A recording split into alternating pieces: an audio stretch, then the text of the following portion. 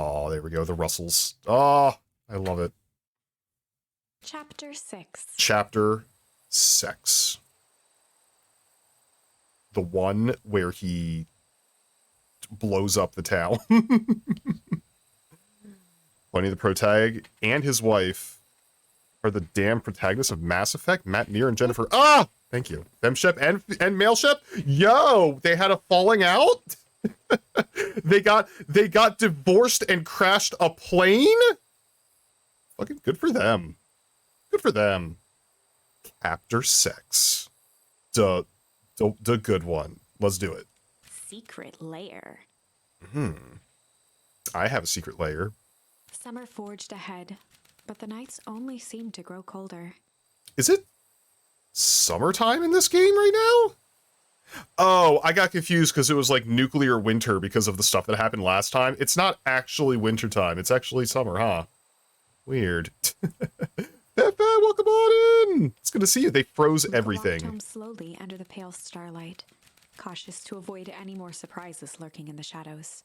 I forget what's happened in this timeline so far, but we're going to get a recap, I'm sure. Reaching home, he slipped quietly into bed, half dreading what they might discover the next day. So, hold up. Let me pull up the decision tree. What time is it? It's time to put on your cutest sweater in the middle of the summertime, apparently. So, okay, we are on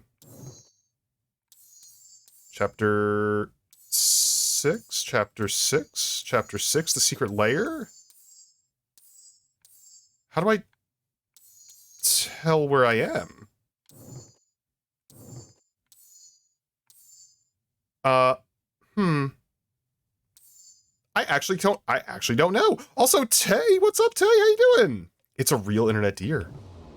So I don't know what timeline we're on right now, but I'm assuming it will become evident in due time.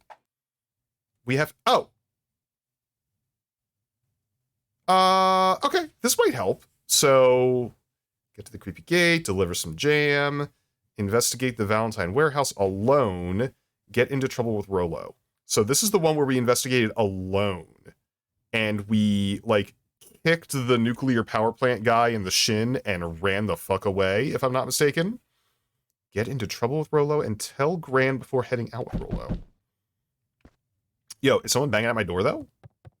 Oh, wait. Was this the one where we just saw Granny in the nuclear fallout costume, right? And now we have to, like... Oh, hello. You're both alive. Rolo, what on earth is that? That ridiculous thing on your head? Oh, this. It helps me think. You're gonna need a lot more of those.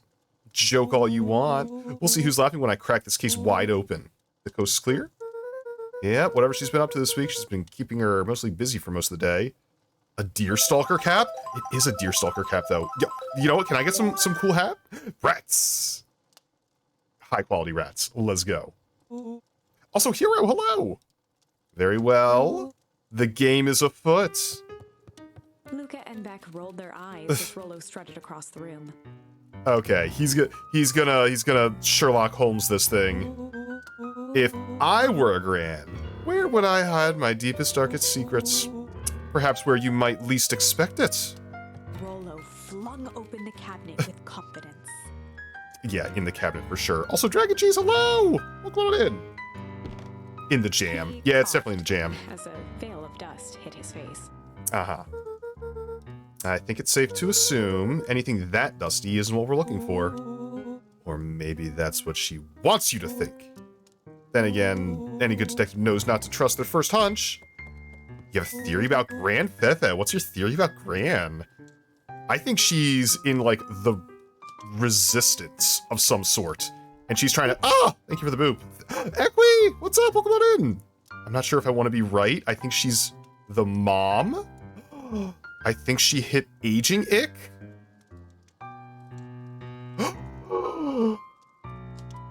Oh! You might be right. Oh, that would be weird.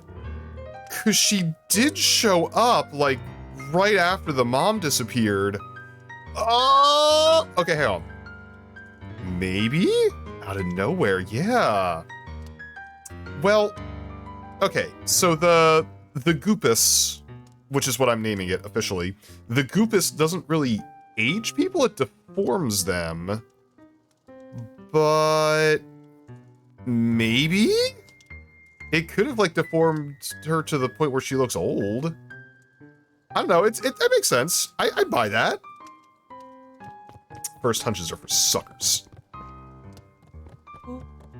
Eureka! She lit a fire to burn the evidence. Wait, I'm not bald. I got rats on my head. I got rats on my head. They're rattlers. She keeps that fire going every day, Rolo. Right. I may already be too late. Lunar Boo-ho! What's up? Can't stay for spoilers, but you're missing much love. Oh, Lunar! Heckin' pink dino over here, making me feel all warm and fuzzy. Oh, unbelievable. Lunar, thank you for dropping in. Even if you can't stay. God, are you going to play this game soon, by the way? Because it is truly phenomenal. Just think of the mounds of documents lost to Ash. Okay. I'm going to stop you right there. Can we just think for a moment? Also, Drake, please! Hello, hello! Oh, the best warship driving dragon. Oh, I love it. Okay, you know what? I was thinking you wouldn't see that one, but you absolutely did see that one. Were you just like waiting with your finger on the button there, Dragon Cheese? Because that was a really fast bald. That was a real fast bald. I want to play it too, Hecky. Oh, there go. Everybody should play this game for realsies. Luca, is there anywhere Grant doesn't want you to go? Yeah, the closet upstairs. So maybe it stands to reason that we should check there first. No dice, it's locked. Well, well, well, look who stands to reason now. I have no idea where the key is. If it's really important, she probably keeps it with her. Anywhere else? She has her berry bushes? So what'd you think about the Fallout yesterday? Yo, Drake, that was super fun. I was having so much fun with the Fallout. I'm saving up to drop another Mirelurk Queen on your ass.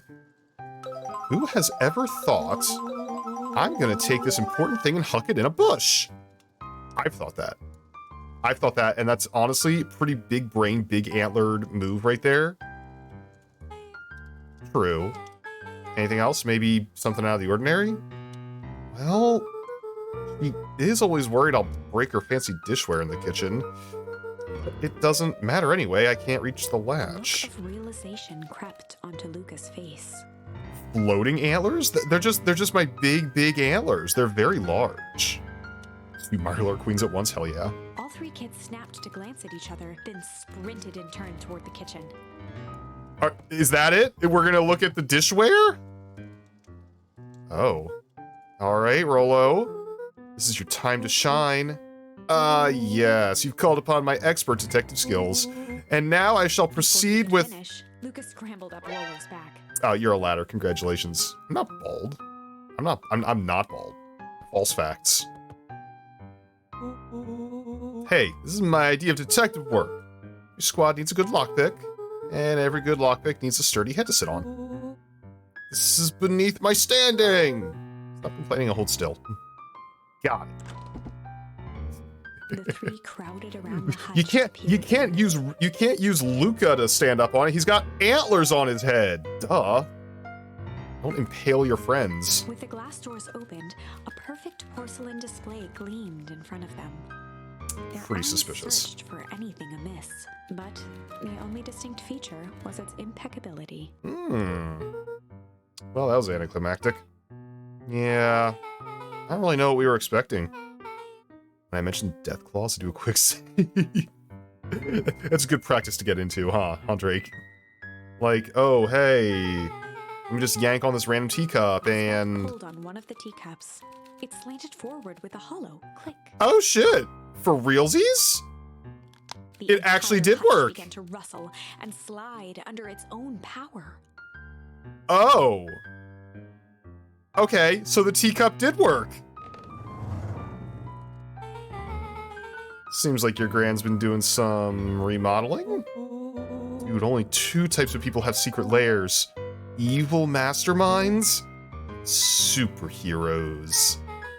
So which one do we think she is? About to find out.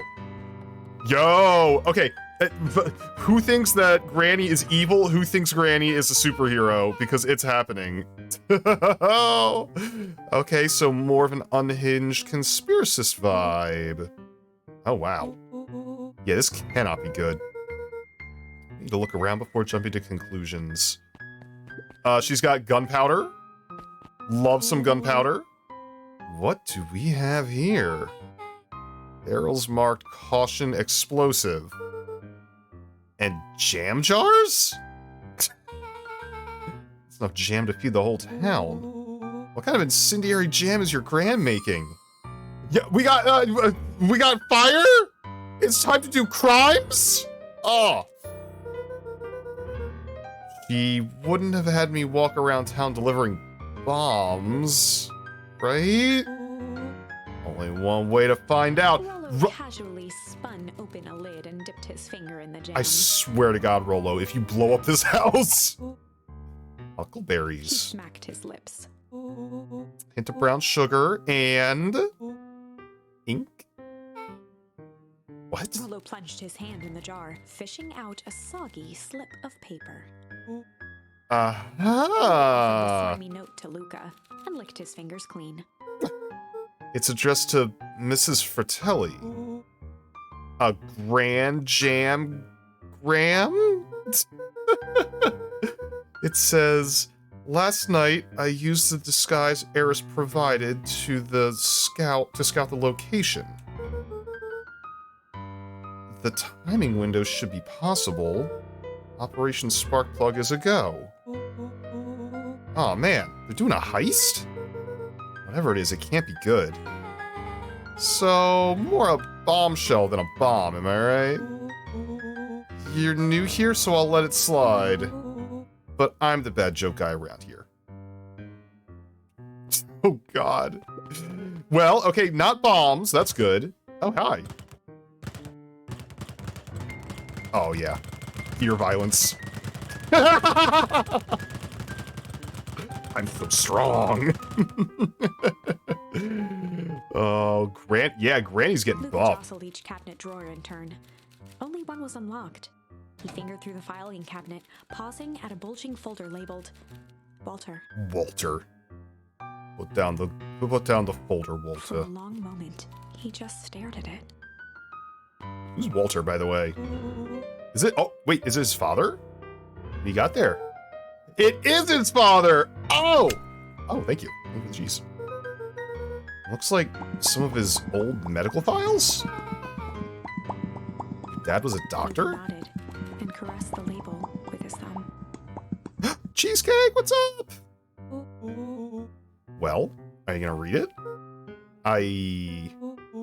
Here, let me help. Rollo swiped the folder from the drawer and began leafing through the pages.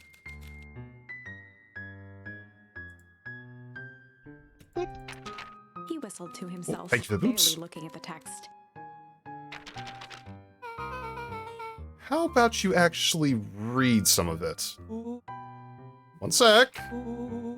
Dense documents such as this are a lot like a cheeseburger. Best to skip straight to the middle. That's where all the meaty bits live. Wow, I had no idea we were in the presence of a preeminent scholar on dense documents. And cheeseburgers. By all means, proceed. He stopped at a page and mimed, holding up a monocle. He's really getting into this, isn't he? Ah, here we are. Follow-up examination of Terrence Wibley. Patient shows further signs of paleness and malaise. Body temperature continues to drop. Now he describes soreness of muscles and joints. This is similar to symptoms exhibited by Mrs. Wilby just a few days past. Still waiting on lab results from Rollo Joseph. looked up with heightened surprise. Aw, see? Creepy! Yeah, it's kind of disturbing. Oh, Bud Dog! Thank you for the follow. Welcome on in. Who's Joseph? That's Mr. Nuncreed's name. Wait, Rollo's finger traced across the page. there's more scribbled in the margins. Could it be contagious? Mr. Wilby claims the tap water at his home has been contaminated. Perhaps environmental? Lab results only raise more questions. It It's like he came back to report it later and made those notes. Jeez, thank you. So it might be related to something else? Rollo scanned through several more pages. Here, the writing looks shaky. I just couldn't help her. This disease, or whatever it is, progresses so fast, and with his wife's passing, Terrence's condition follows close behind. Exacerbated by the loss, enough is enough, I need to take matters into my own hands?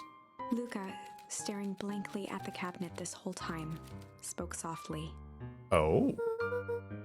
What does it say next? Rollo rustled the folder, trying to loose more pages. That's where it ends.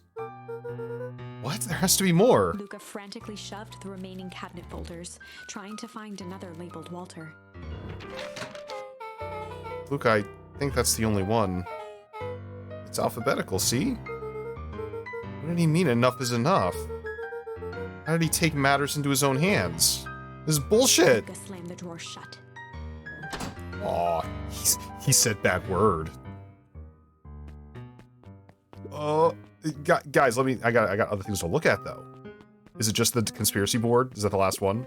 Let's go. A spider web of string connected photos of people from the town, interspersed with hastily scrawled notes. Well, she sure has kept herself busy. Is your grand a serial killer? I'm starting to get a vibe. You're ridiculous. Sure, she's just tracking the movements of everybody in town. Out of the kindness of her heart. She puts little symbols by some of them. Yeah, Mr. Nuncreed has a check mark.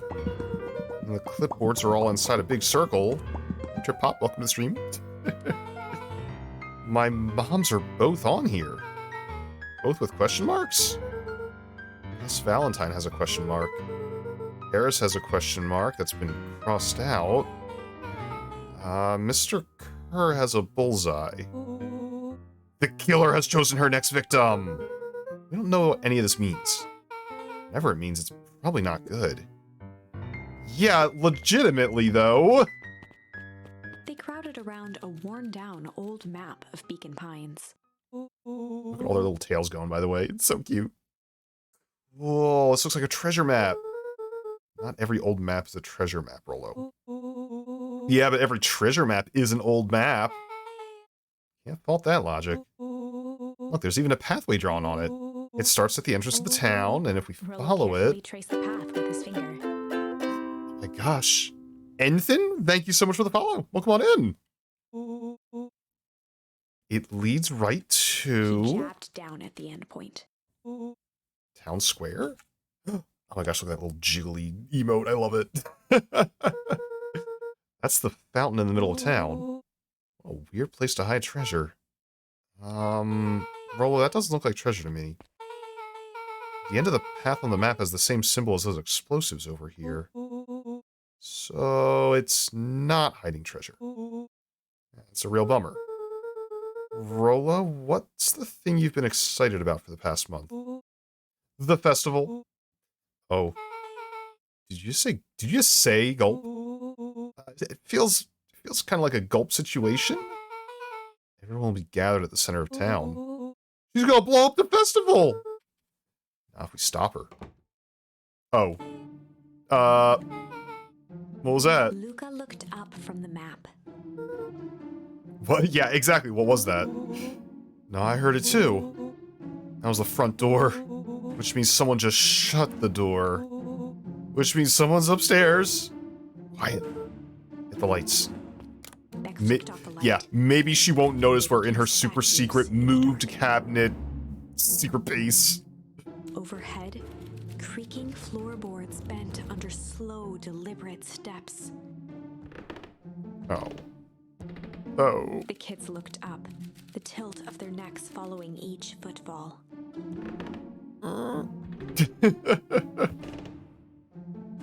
Then suddenly, it stopped. Oh, they're totally Without busted. realizing, they'd been holding their breath. All three exhaled shakily and glanced at each other. A muffled male voice broke the silence. Hello? A final few footsteps reached the entrance above them, and the voice now echoed down the stairs. Oh, we're busted. Anyone down there? The three kids shuffled to the corners without a peep. As he began to descend the stairs, the man's voice punctuated every new step. Oh, frick. Thump, Yoo-hoo. thump, I'm not here to hurt anyone. thump. I'm just here to help. Just... At the bottom step, the man paused, squinting to search the room for signs of life. Oh, this is not good. Huh. Guess it's nothing. Rollo shifted suddenly.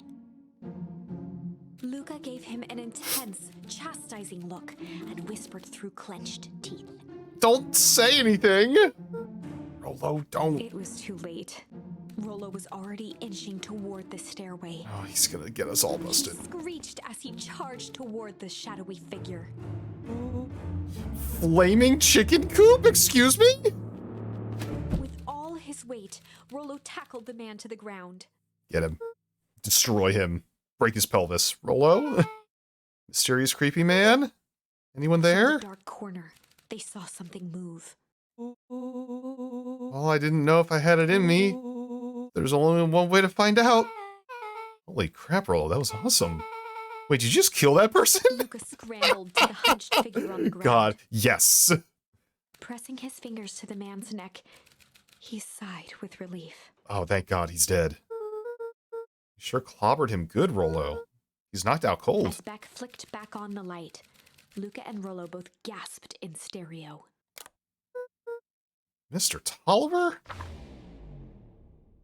Mr. Chapter 7. Tolliver is here to do crimes. Just a little B&E. The interrogation of Hiram Tolliver. Oh, we get to interrogate him? Still unconscious, Mr. Tolliver slumped heavily in a shoddy old chair. His hands were bound with rope, his feet tied with some loose string. Loose string. God, they're trying so hard, aren't they? The kids huddled in a circle, discussing their plan. One thing was certain, they couldn't just let Mr. Tolliver go. Yeah, they had to kill him. They needed to know what he was doing in Luca's house. After some deliberation, it was decided. They'd run the classic good cop, blank cop interrogation. Good cop, chill cop, or good cop, hard cop? Well, I'll tell you what. The story seems to be unfolding more vigorously when we use the later charms that we earn. And chill was one of the first ones we ever got. Oh, hello. Let's go chill. The good cop, chill cop interrogation. They'd run the classic good cop, chill cop interrogation. Yeah, chill cop. We'll get hard later, Dango. We'll get hard later.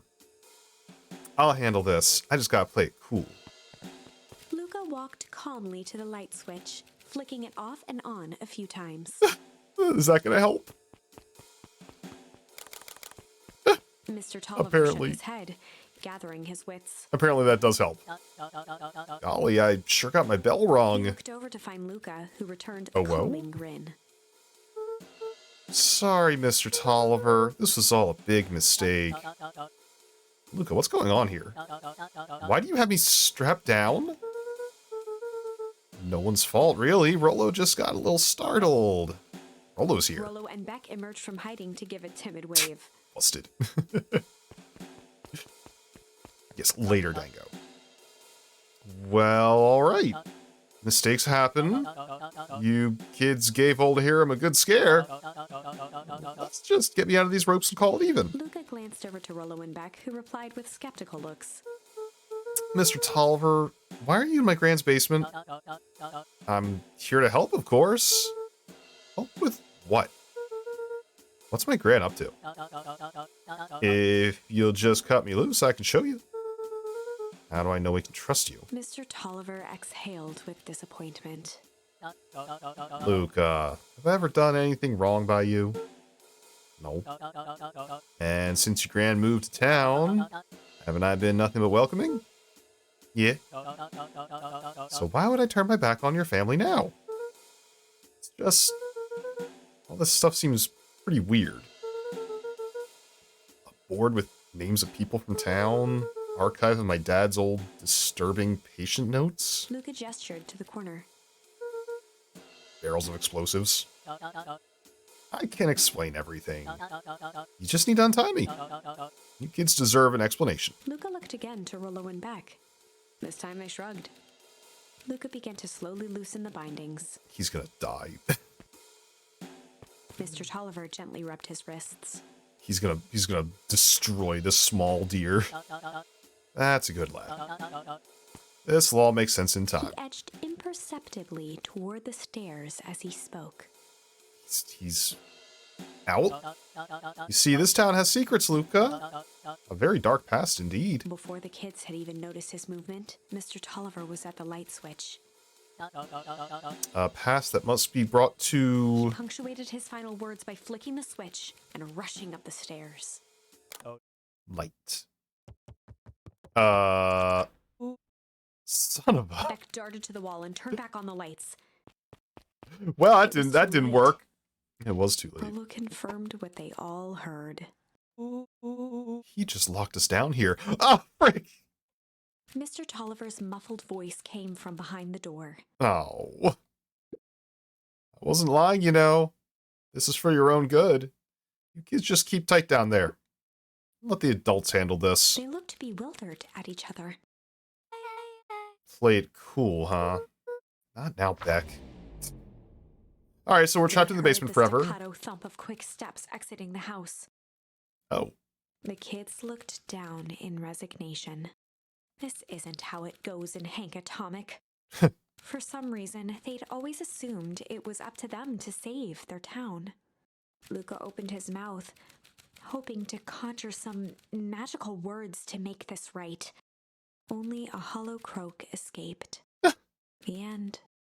Well, okay, a rather anticlimactic end to that narrative thread. Well, we certainly aren't going to find a grand resolution to our tale locked in a basement. That's probably the least violent of the ends that we've gotten so far in this story. Just like stuck in the basement for a few hours. We're probably fine. Back to the drawing board. But we know where we can go. So, are there any other changes? Any other branches that we can take, by the way? Gotten all those. All right, let's go hard. It's time to get hard now. We're gonna do the classic good cop, hard cop routine. They'd run the classic good cop, hard cop interrogation. Where did arson go? I don't actually know where that one goes to. It's probably on like a branching path that we haven't unlocked yet. Vutal, what's up? Welcome on in. And Rollo brandished a steely gaze. Is that a new Brinth emote, by the way? When did that come in? I've got this. Read about it 100 times. Oh. I've read about all the CIA torture methods. Rollo slid past the chair which propped up the slumping Hiram Tolliver. Without even looking at his captive, he began with a long, blustery drawl. Well, Mr. Tolliver. Remained motionless. Rollo spun around to face him. He'd clearly Peeking in? to rouse Mr. Tolliver with his booming Good to see voice. you, bud. Mr. Tolliver? Beck and Luca gave each other an unsure glance. Rollo slammed his fist on the table. Okay, so he's the hard cop. Got it. I said, Mr. Tolliver! He grabbed the table lamp and beamed it onto the unconscious face. Oh, shit. Is he actually beating him with a lamp now? Oh, beamed it. Tolliver groaned. Got it. And slowly lifted his head. It said beamed it on his unconscious face. I thought that meant he was gonna, like, smack him with it. This makes more sense. He recoiled with a muddled, weary squint. What in the The world? chair wobbled as he attempted to straighten up. Who? Who's there? Mr. Tolliver could only make out rough shapes through the glaring light. Oh. With a gruff tone, Rollo hoped to both conceal his voice and intimidate. I'll be asking the questions here, punk. Now, hold on, let's just calm down. Oh, I am calm. Calm as a carrot in dirt. As for you, looks like you're sweating. The doubtful expression on Beck and Luca's faces transformed into awe. It turns out Rollo does know how to interrogate. You can do this my way, or let's just say I've never needed another way. Rollo, hitting his stride, was now channeling every detective trope his memory could recall. I can see that. He slammed the table again. Now dance! What? I don't even... Tolliver's voice became desperate. He was nearly in tears. You tied me down. How on earth can I dance? Dance with your mouth, punk. Spilled beans. What are you doing poking around this house? I'm here to help Juniper. To make sure everything's ready. Oh, so you're in cahoots with Gran. Gran? Mr. Tolliver was in a daze, now more confused than ever. Gonna help her blow up the festival, eh? Blow up the festival? Good He shook lord. his head, feeling more and more dizzy. No, you got it all wrong. Where is she now? She's headed to the source. Source? What's the source? We know what the source is now. It's where His voice faded to a whisper. the town began. It's where it all began. What is Operation Sparkplug? With that, Mr. Tolliver passed out cold. Really? He's got no constitution whatsoever. That knocked him out? Rollo Okay. swung around with a repentant grimace. Damn, Rollo. I think you went a little too hard on him. What did he say about the source? Where the town began? We need more information. Yeah, but we better not push Tolliver any further. Is there anyone else who might know more? Absolute zip-on con? Got no information whatsoever. What about the History Museum? It just got set up for the festival. Nah, that tent was put up by Valentine's. Everything they do is just a bunch of fluff to glorify themselves. Is there anything more reliable? Library? If there's any information about this source thing, Kato can help us find it. Let's go. Kato's got all the answers. Hey, let's check out the latest in Hank Atomic. Oh no, he actually doesn't even want to talk to me. Wow, okay, sure. This is a dang nice library. Thanks, you work hard on it. Aren't you a little young to be a librarian? Oh, Kato hung out here so much eventually they just gave him a set of keys. I just keep an eye on the place for Mrs. Novak sometimes. They got you working for free? Quiet, and I get access to all the books I can read. What more could a person want? Fair enough. What can I do for you all? We need a favor. I already told you and Rollo, I can't put you any higher on the wait list for the next Hank Atomic. And if you're here with more candy, I'll have you know I can't be bought. It's called a personal code of conscience. Actually, we're looking to do some research. Now you're speaking my language. What are you looking for? That's the thing. We sort of don't know. What do you got on history of the town? There's a country record archives. What's in those? Births, deaths, newspaper clippings, stuff like that. Pretty boring reading. But they do go all the way back to when the town was founded. Great, we'll start there. It's gonna take a hot second to read, I think. Hello? 6 feet under, 3 towns over. What? Well, that's ominous. The kids spent the rest of the afternoon combing through dusty piles of old county records, desperately searching for anything that could help them make sense of Mr. Tolliver's cryptic utterance. Are we gonna find a murder? Luca tried to shake the thought of Gran's basement, but his focus wavered. Explosives, messages hidden in jam, dossiers on various town figures, and a corkboard threaded with photos. Yeah, she's up to something. She's murdered someone and buried them 3 towns over. Gran was the only family he had left. He still couldn't bring himself to believe the worst. But the old map with the symbol of explosives in town square made that difficult. As the sun began to set, the kids were no closer to the truth. Okay. I have to read any more records, my eyeballs are gonna pop. I have to keep digging. If I dig another word, I'm gonna end up in one of those asinine death records. Rolocott or lived a full and wonderful life till he read so much boring crud that his brain oozed out his ears. Shut his book with an assertive nod. Got a better idea, spit it out. You sound like my sister. Keep pushing your luck, pal. And it won't be boring county records that kill you. I'll put you in the obituaries myself. Oh! Under his breath. I'll put you in the obituaries myself! I love that. That's a line and a half right there. You're a county record.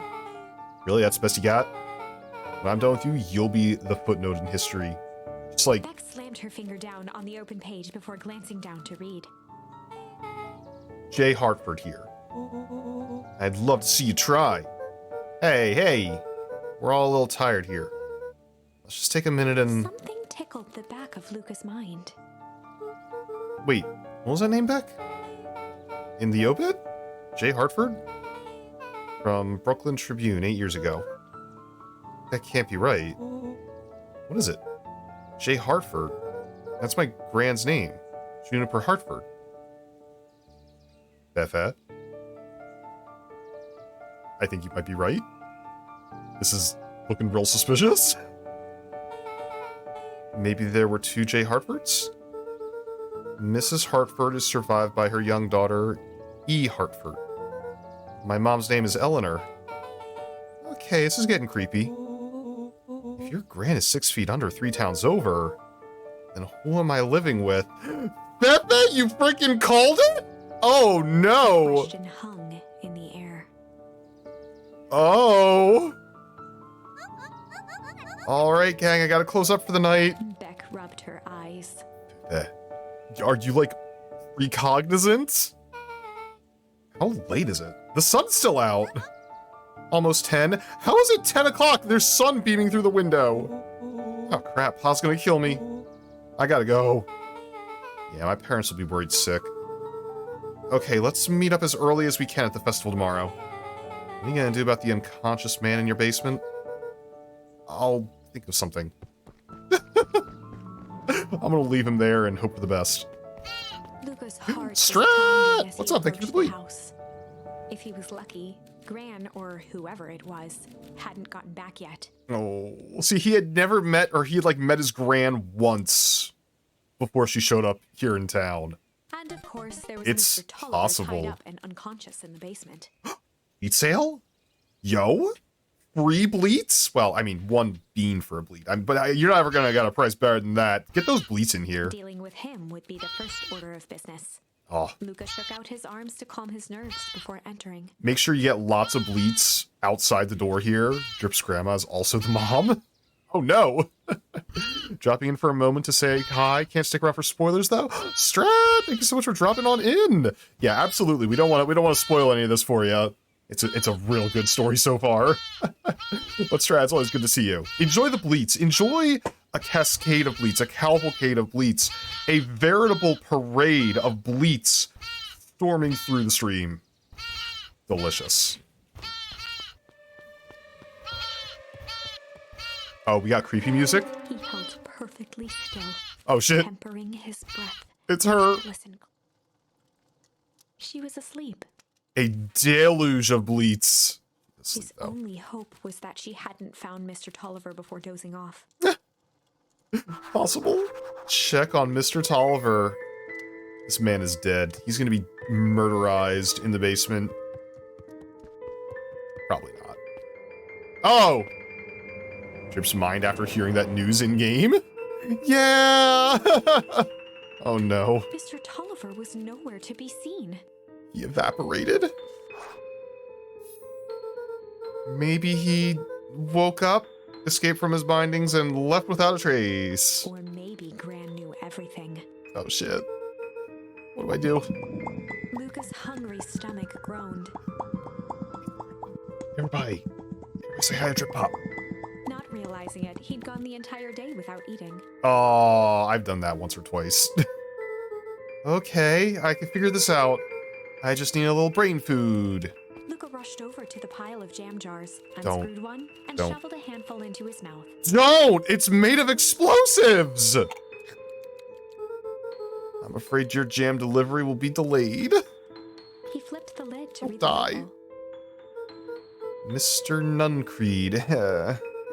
Okay, now I can think. So if Gran knows we tied up Mr. Tolliver, I'm screwed. If she doesn't know, then I need to play it cool. I guess the only option is to go to bed and act as if nothing is wrong. Gran will think Mr. Tolliver finished what he was sent to do and left when he was done. Go to sleep. Go to sleep and never wake up. You... Heh. Crimes. Uh-oh. Gran? Okay, stick to the plan. Go to bed and play it cool. I'm gonna get murderized. As Luca climbed the final stair, the emotion of the day dragged heavily on him. Yeah? With each consecutive step, his legs weakened. His stride began to falter. Oh, there was fucking poison in that jam. He tried to grab for the railing to steady himself. Oh, no. Something was wrong. Yeah. Oh, it's death jam. Come on, legs. Just a few more steps. Oh! He groaned No! and tried to move. Oh! His limbs might as well have been bolted to the ground. Through numb lips, he mumbled just before falling asleep. The germ? Oh no. Oh no.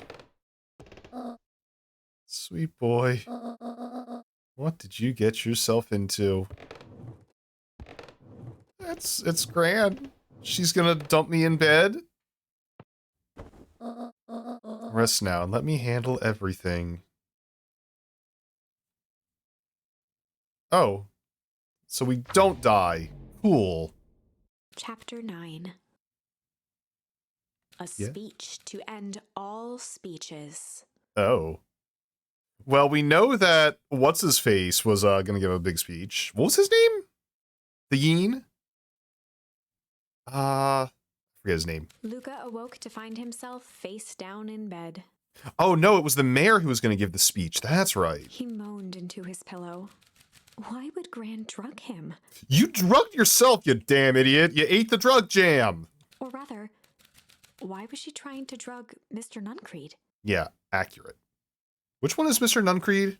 Was he the creepy guy who, like, cornered me at the telephone booth? Which one's Nuncreed? I can't remember who Nuncreed was. Creepy man. Okay, cool. Shaking the questions from his woozy head, Luca snapped back to the matter at hand. Woozy. The festival. Your legs work. Again, that's good. Is there a run button? Oops. There's not a run button. Just kidding. There's not a run button. Let's go. Let's go to the festival. Just want to check if there are any things that I can interact with in the room. What's in here? Nothing. Okay. Is the fridge still open? It is. Crimes. Oh, look, they made it. Where have you been? Jip has at least 2 working legs? Yeah. That's all I need. Gran put something in the jam. Yeah, we know. Secret messages for secret conspirators. Not this one. This one intended for Mr. Nuncreed? Put me asleep? Whoa, Sly Devil. Sly! Oh, so cute! He's gonna cause trouble. He's gonna do cute crimes. I think she's trying to remove him from the equation. He might be in danger? Have you found anything? We looked around, but we haven't seen anything odd. Your Gran is nowhere to be found. Mr. Nuncreed's just loafing around waiting for a speech. What speech? Mayor Gus just got up to the podium. Everyone's gathering at the stage. Let's get moving. Oh, they're in synchronicity. I love it. Here we go. Augustus Valentine nervously wiped his brow. What's this thing? Hello, Beacon Pines. I'm Augustus Valentine, your mayor, and I suppose you already know that. Oh, yes, before we get started, I just wanted to take a moment to recognize someone who couldn't be here today. Town wouldn't be where it is today without my father, Sharper Valentine. So I thought we could begin with a round of applause befitting such a great man. That was like a real anemic round of applause, by the way. Even that's more than the old cadre deserved. He cleared his throat and awkwardly loosened his tie. Right, where was I? William Kerr bounded on the stage with the energy of a preacher at a big tent revival. Oh, Kerr, that's right, that's what his name was. Also, can I just say I love the art on the mayor here. It's amazing. Raz, what's up, Raz? How you doing? Welcome, welcome. Gus Valentine, Gus everyone. a hearty slap on the back and motioned him off the stage. Let's hear it for our mayor. Oh god, nobody likes it. Oh, what a great turnout. Oh, heck, I didn't prepare anything. But I suppose I could say a few words. It would be a shame to waste such a beautiful podium. Mr. Kerr pulled a thick stack of note cards out from his vest. Of course he did. I'm surprised he even has note cards. Community, conviction, commitment. These are things we celebrate the perennial harvest. For us, these are pillars of a bridge to a better tomorrow. But I think it's time to add a new pillar. Change. Change is a powerful thing. I'll be Beacon Pines? It's, horrifying. There's a lot of stuff going on. There's a lot of stuff going on over here, Raz. It's like a cutesy game and stuff, but there's like some deep dark secrets. So enjoy. It's inexorable, unavoidable, and undeniable. I am a daggone thankful for it. Change is the reason we're all together today. It's hard for me to believe that it was only 4 years ago when fate brought me here. A simple business trip which brought me to a small town which would change my life forever. Mr. Kerr took a moment to survey the crowd. You know what? He wiped away a single tear. From the second I set foot in Beacon Pines, something about this place has held me captive. You see, change represents opportunity. It represents potential. It was change that helped me recognize the potential of this place. To see that the people of this town, despite suffering great loss, still held on to things that make them special. He thumped the podium to emphasize each word. Community, conviction, commitment, change. Mr. Kerr nodded confidently, biting his lip. The crowd was silent, in rapt attention. Oh, he's got him. Fate made a perfect match that day. Nothing is more important to you all than community. The perennial harvest is a community first and foremost. Mr. Kerr methodically made eye contact with each section of the crowd. The only way you made it through the foul harvest was an unshakable conviction. A conviction that a better tomorrow was just over the horizon. Perennial Harvest was founded on the conviction that we are that horizon. This festival is a symbol of our commitment to each other. His voice began to build to a crescendo. We now walk hand in hand into a future we will shape together. And that is what change is all about. Grabbing the future by the scruff of the neck and making things happen. Change is a choice. And I'm tickled pink that we'll all be making that choice together. How great is that? Just imagine what we can accomplish. And now here's where it all goes bad. No, don't trust the politicians. What do you mean? What could possibly go wrong? What was that? The crowd began to look around nervously. Don't worry, a little thunder isn't going to ruin this day. Everyone remain calm. Mr. Kerr quickly flicked through the Breathing. They want to eat my ass and not in a good way? Oh no, dango. Wait, what? Who wants to? The politicians? What's up, Tom? How you doing today? Where was I? Through all of my travels, I've learned one true thing. One always reaps what they sow. We have all planted a lot of good in this town, and so it's with a happy heart that I can proclaim... He raised his hands up to the heavens. Our harvest awaits. Oh!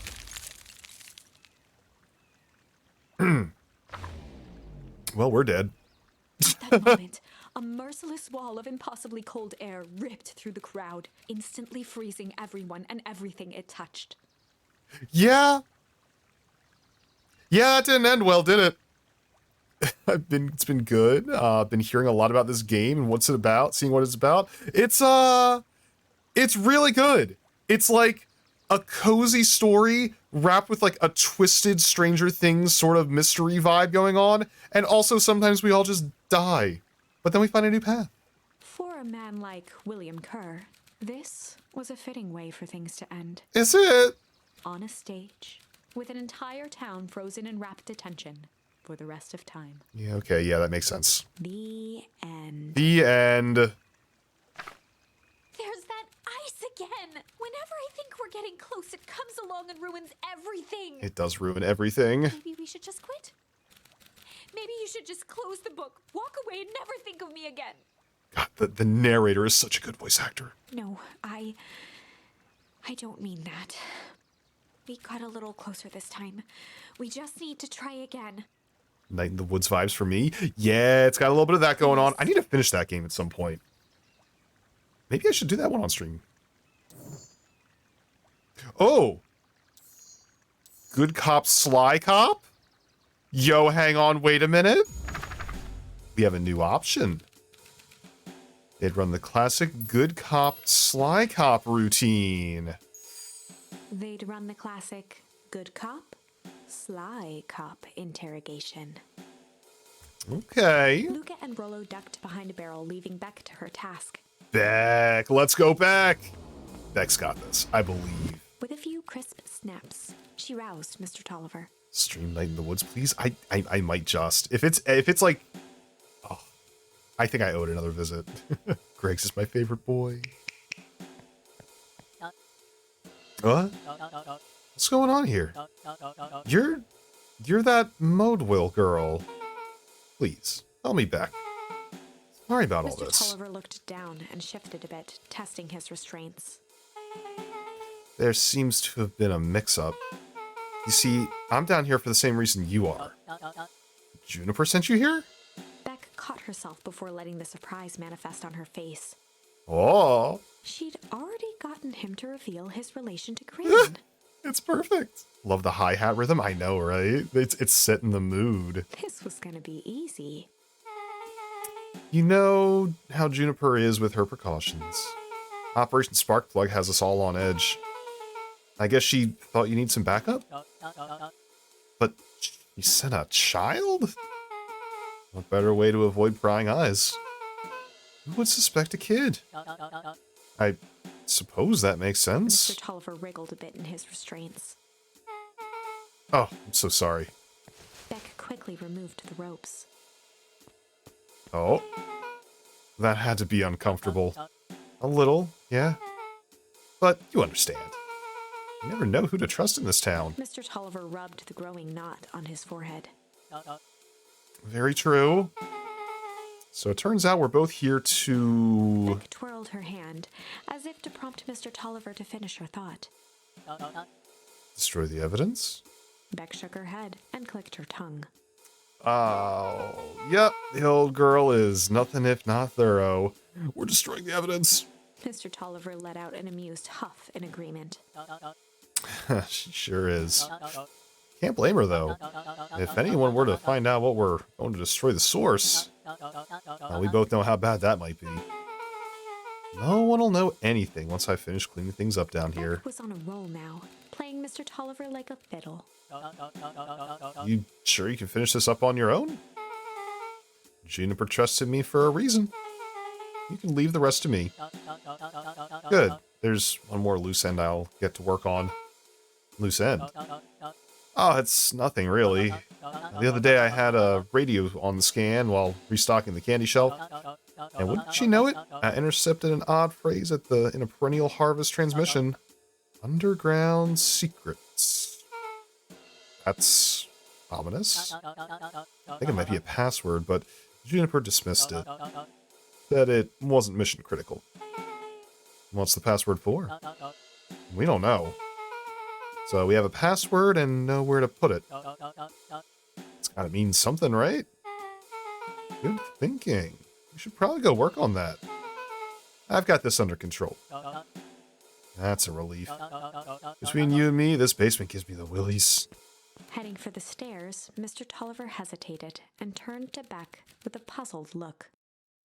Oh? She grinned and gave him a peppy wave. With a shrug, he continued up the stairs, whistling a jaunty tune. Wow.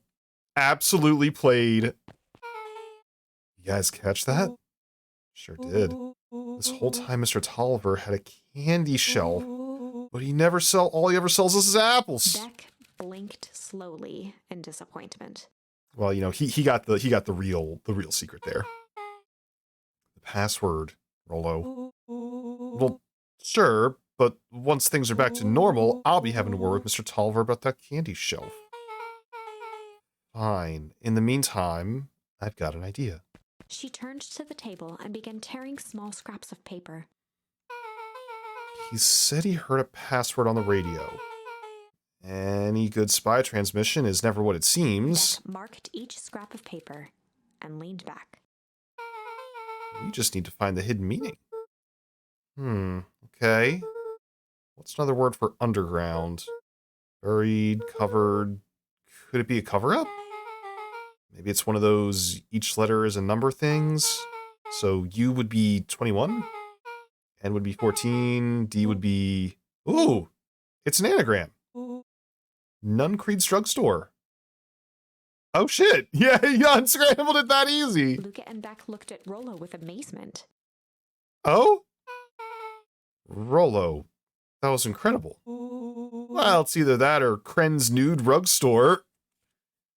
Anybody else want to visit Kren's Nude Rug Store with me? I'm getting together a group. Oh god. Yeah, I think you were right the first time. How'd you do that? What can I say? I love ciphers.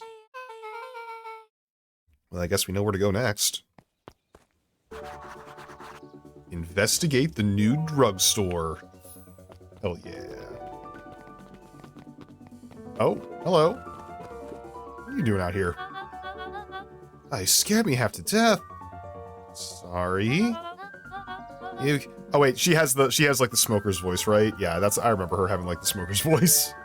Kids haven't seen Mr. Tolliver around, have you? Nope. He's got me waiting around like a last slice of pie. I swear that man will be late to his own funeral. Okay, bye. Surely that won't be a problem, right? Drugstore. Drugstore is this way. Am I allowed inside Perennial Harvest yet? I bet it's a password to that door. Oh, hello.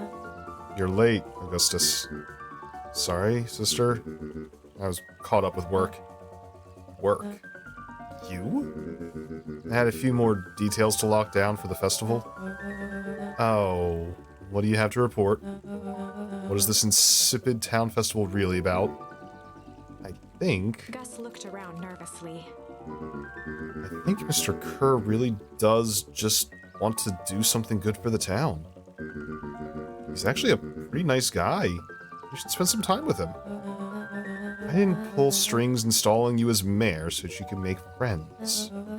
Your job is to help me figure out what Kerr and Perennial Harvest's true intentions are with the town. You have a responsibility. This is our father's town. Was. Excuse me? This was our father's town. He's gone, Eris, and he isn't coming back. Father left us with nothing but problems. Mr. Kerr came here and offered us to help. We accepted that help. We didn't agree to them turning Father's warehouse into a toxic dumping ground. It's just a temporary arrangement. The glow can be seen from our damned backyard. Morgan, what's up? Welcome on in. They're dumping their nasty little secrets on us. When all this inevitably goes wrong, who do you think will be blamed? Eris's cry hung in the air. We have a new choice to make now, sister. This town is gonna change whether we like it or not. Are we going to choose to be a part of that future, or be forgotten in the past? It's a shame. Father named you Augustus. She'll always be such a Gus. Thank you for the boop. Also, Miss Jen, what's up? Good night, Eris. I'll see you at breakfast tomorrow. What? Such a Gus? What is that supposed to mean? It's getting late, children. Oh, I guess they don't mind that we're just out and about, though.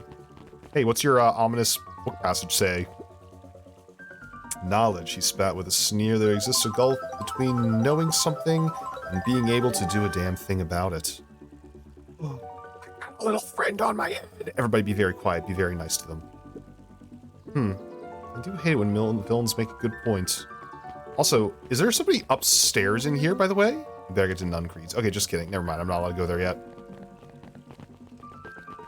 Is it down? No, it's this way. I'm pretty sure it's this way.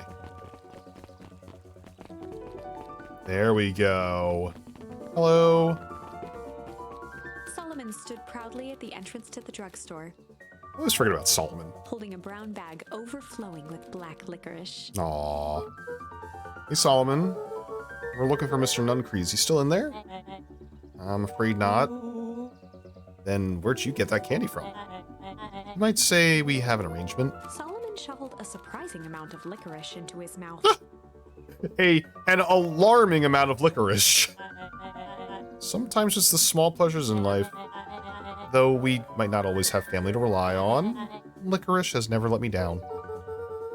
I can't say licorice would be my first choice, but whoever floats your boat. You can tell a lot about a person by their choice of confection. Oh, yeah, I guess. Okay, poll. What's everybody's choice of confection? You're going to a candy store, you're walking out with something. What are you getting? I'm getting chocolate-covered pretzels. I like sour gobs. I'm certain you do. I always wondered why Mr. Nuncreed kept licorice in stock. He must eat enough of it to make it worthwhile. Black kookaburra licorice? Ooh, Arrow mint chocolate bar? I love a little bit of mint and chocolate. Great combination. Two-Tone! What's up? Welcome on in. There are many ways to earn loyalty. For some, it's as easy as cold hard cash. Two-Tone, how you doing today? Is that a boop for me? Oh, thank you. And Trip Hop's here. I love it. Well, he's right. It's locked. There's gotta be more clues. Okay, let's see. I can't get in. Heck, had I picked so many candies? Give me your top three. Top three, Dango. Have you ever seen anyone actually use this thing? A booth! Besides Mr. Nuncreed? No. I'm well, just got up from my cat nap, so a little bit sassy at the moment. Oh, we love it when Two-Tone is sassy. Oh, that's good. That's not a normal phone booth. Also, thank you for the bits, by the way. It's got, like, a blinky keypad? Why would there be a blinky keypad? Kren's Nude Rug Store! I mean, Underground Secrets! Password! Beck flung open the door, and they all squeezed in. But it's a number pad. How are you gonna get it on the number pad? Alright, let's see here. Cracked his knuckles and entered the letters into the keypad. Okay, what kind of keypad has that many letters, though? I guess it changes for me, but I guess it's, salted nut rolls, big hunks, and Idaho spuds. I've never had an Idaho spud before. I want to try this sometime. Always have to give you 2-bit strip. Gonna catch you in voice chat one day. Hop on and say hello. Oh, that'd be awesome. Oh, it's always good to see you, Two-Tone. You can dial words like a... Oh, yeah! I forgot about that. You're absolutely right, Fefe. Underground Secrets. Sounds like that did something. Great. Now what? Guess we... Oh, okay, we're dead. The inside of the phone booth dropped loose from its shell. You mean T9? Without even the space to panic, they closed their eyes, held their breath, and accepted their fate. Idaho spice of chocolate marshmallow and milk chocolate covered in coconut. Oh, I'm not usually a fan of coconut, but I would eat that. Suddenly, the chaotic descent slowed to an effortless landing.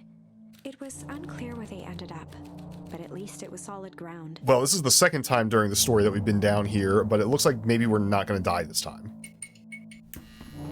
Oh! The air was stagnant and smelled vaguely of chlorine. Okay. I knew it. You knew there was a secret hub full of strange tubes under a phone booth? Of course I did. Didn't I say that? No. I definitely thought it. Luca, do you know how I remember I said I'd be cool with it?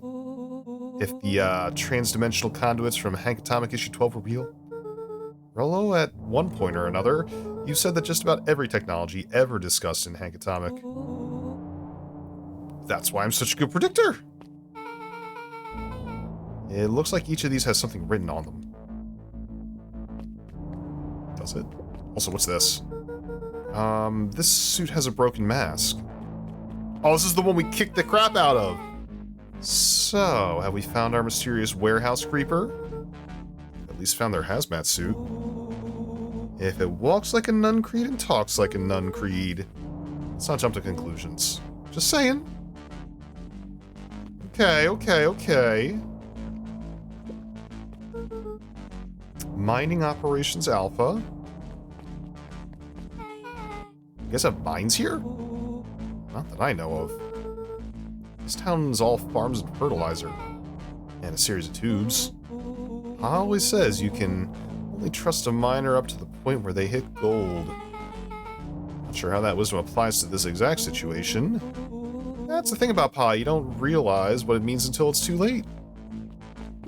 Great. Oh my gosh, it's Pinky and Yuna! What's up, Yuna? Thank you for the raid! Welcome on in, guys! It's good to see ya! Oh, let me give a little shout out to Yuna. Yuna is a wonderful being. And I've got brand new antlers on my head, too. Oh, Yuna, what were you up to today? Doing some Red Dead?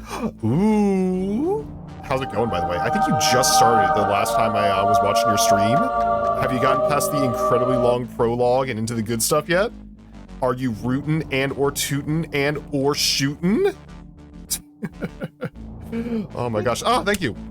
And some cheese too. Let me just eat that. Delicious snack. Welcome on in, everybody. We're playing a little bit of Beacon Pines tonight, which is like a weird branching narrative story game, visual novel with like some Stranger Things vibes going on too. It's a good time. Well, welcome on in, get cozy. And welcome in, Yuna. Thank you for the raid. All the rootin' and all the shootin'. Perennial Harvest main office. Ooh, I want this one. That's where my mom works. What does she do? Gotta get up in 2 hours, sadly. Need to say goodnighter. Oh my gosh, Pinky, have a wonderful rest. Thanks for dropping by. Sign stuff. Is she involved in all this? We just moved here. Would she be involved? True. Or she could be involved because she just moved here. Valentine Fertilizer Warehouse. Isn't that where you almost got snatched? Yeah. Why would Perennial Harvest have a tube going to that old Valentine place? This is starting to feel like something big. Ooh. Hello? There's a lot of buttons.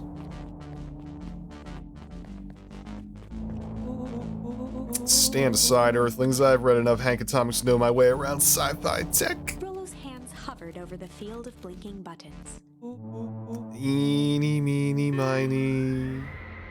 Oh, we're going to the fertilizer factory, apparently. Rollo, what did you do? Nothing. I didn't even mow yet. What was that? Hide. Where? There's nothing to hide behind but these weird tubes down here. Just get back. Is it a person? Oh god. Yo! It's a man! Shit. Shit. Yeah, shit's all around. Awesome. I love how it's a vacuum tube. You all need to come with me. Now. We aren't going anywhere with you. Until we get some answers. Mr. Underground Secrets. I told them it was an absurd password. But they love anything that makes them feel clever. They who? That's no matter. If I can keep you hidden until after the festival, I might be able to save your skins. We don't care about our skins. Hold on now, I like my skin. This all stops now, Nuncreed. Joseph waited for a moment in silence. I like how his name's Joseph. You sound just like him. Who? Walt. You don't get to talk about my dad. You know, your father and I were friends back before. He gestured toward the strange tubes. All of this. That's a lie. It's true. I used to bounce you on my knee. What happened? Same thing that always happens. Reality, complications, life. We were a team, Walt and I. An idealistic doctor and a bright-eyed pharmacist, both hell-bent on helping folks. So, you were his sidekick? No. We were partners. He helped the patients and I helped him. Yep, total sidekick. Nuncreed let out a growl of a sigh. Relegated to sidekick status? Luca, I need you to know this. I need someone to know this. One day, Sharper Valentine comes to us, says he's got an opportunity. He found us something he didn't quite understand. He was willing to pay us both handsomely to help him understand it. And my dad said no. Your father and I both believed in helping people. But the thing I could never get him to understand was, it's a lot easier to help others if you help yourself now and then. Classic sidekick to villain plotline. Walt loved being righteous, almost more than he loved his family. He was wrong about one thing, though. When he begged me not to take Valentine's offer, he said, Joseph, if a person says yes, one time to Sharper Valentine, he'll make sure they keep saying yes until the day he's dead and gone. He shook his head wistfully. Sharper's long gone, but he's still got me saying yes. Is there a point to this sob story? Not really. No. Just an old man trying to delay what needs doing. Nuncreed took a menacing step towards the children. He's gonna murder us. I tried to keep you safe. I tried to keep you and Juniper out of this, but you forced my hand. Luca began to laugh. What? You really don't know. My gran isn't out of this. She's been scheming right under your nose. Juniper? Seems like she's planning on crashing the town's party. She's going to disrupt the festival. Why would she? Color drained from Nuncreed's face. How does she know? Apparently, she knows a lot of things. What? Let's just say this isn't the only underground lair we've busted into today. And honestly, hers is way cooler. We got maps and explosives and bad intentions, big man. Nuncreed grabbed Luca by the shoulders. His eyes were frantic. You need to tell me what she's going to do right now. He doesn't understand what it is she's messing with. Yeah. Tell me now. She's in danger, boy. I don't know. She had a map with a mark on the fountain in town square? The fountain? But why would... A jolt of realization struck Mr. Nuncreed. She knows about the source. What the heck is the source? If she tries to destroy the source, it could catalyze and... Dear God, she's gonna freeze us all. Oh, so it is her who's fucking up the whole town every time. You all need to run. Run where? Away. As far from this town as you can get. Head west and don't look back. There he goes! Bye! He got slurped. Oh, that did not go how I expected. So, we're totally following him, right? Oh. See you on the other side. And he's off. You good? Yup. Is she actually gonna go? I love this town. Get schlorped. So this first path was to the mining, right? The cold, hard truth. Oh, we're getting further. Chapter 8. Beth leapt up, allowing the suction to yank her into the dark. Dimness eclipsed around her like the shutter of a camera as she seemed to cover great distance in mere moments. Her only points of reference were glints of upcoming turns, which approached with frightening speed, only to carom her gracefully along. Carom, huh? She heard the tinny, distant echoes of Rollo's glee. Once she stopped fighting against it, the ride was impossibly smooth. Real live 100% verified, dear. I'm verified, you guys. Check it out. Oh, I feel powerful. November. Thank you so much for the bits. And thank you again for the game. Shout out to November for providing this wonderful game for us. Then, all of a sudden, How are you doing as if tonight? minutes had passed in an instant, light blazed into view. So we're going to the... Wait. It's taking me to the old town. A burst of wintry air snuffed across her face, and she was flung out into the cold. This was labeled as the mining operation? Oh, that's what that thing was. Okay, that all makes sense now. That was intense. Yeah. I think I might have just parted with some fluids in there. Any idea where we are? Somewhere cold. Doesn't look like it got on any of us. Didn't feel like we traveled that far. So where did it all go? This place sucks. Why would anyone want to blow up something all the way out here? One way to find out, I suppose. Gotta catch up with Nuncreed. I think he went this way. Let's get him. Let's kick his ass. Possibly.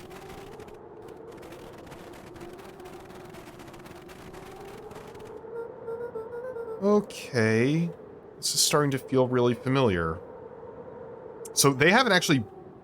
This is the timeline where they haven't been here yet, by the way. I may not be the most well-versed on all things Beacon Pines, but this does look like some sort of frozen replica of town. Can you find the fireworks if you look? Oh yeah, there was fireworks down on the tree. Ah, I got it. It's so obvious now. Mr. Nuncreed is an alien. Rollo, stick with me here. His species can only live in sub-zero temperatures.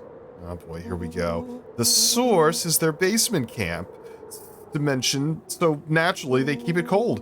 We found it by traveling through those metallic wormholes back there. The final objective, kill us all and shapeshift into Beacon Pine citizen of their choosing. You never really had me, but thank you very much. Lost me in there. You get used to it. We should keep moving. Aliens. Real alien minutes over here. Tree? This was the tree. Nah, they're not letting me search it. Who thought that? I like it. I wonder if I can jump over the river. I can! Look at that! I don't need a bridge. As they rounded the corner to the frozen town square, they spotted Mr. Nuncreed inching cautiously toward a pit at its center. Grandma's gonna blow us all up. He held his arms out gingerly, as if approaching a beast in the wild. She's gonna destroy everything. A real alien deer? Possibly. Upon closing the distance, Luca recognized what Nuncreed was after. Gran stood confidently at the edge, one arm outstretched over the abyss. Nearby, a wheelbarrow had been emptied out. Oh. All the explosive jam. She held a lit torch, which flickered in the bitter wind. Yeah, she's gonna commit crimes for sure. Juniper, I don't know what you think you're doing, but I assure you this is not going to solve anything. If you drop that, you've doomed this whole town. Oh, it wasn't me who doomed this town. I've been watching you, Joseph. I know what you've done. You and your co-conspirators. Gran? What's happening? Luca, you and your friends need to leave. Right this moment. Mr. Nuncreed turned back toward the kids, desperation in his eyes. Listen to your grandma, Luca. This is between me and Juniper. Rollo and Beck held steadfast in awe. Luca approached closer. Mr. Nuncreed spun back toward Gran, his voice growing louder. You've got it all wrong, Juniper. Just hand over that torch. You don't understand what you're doing.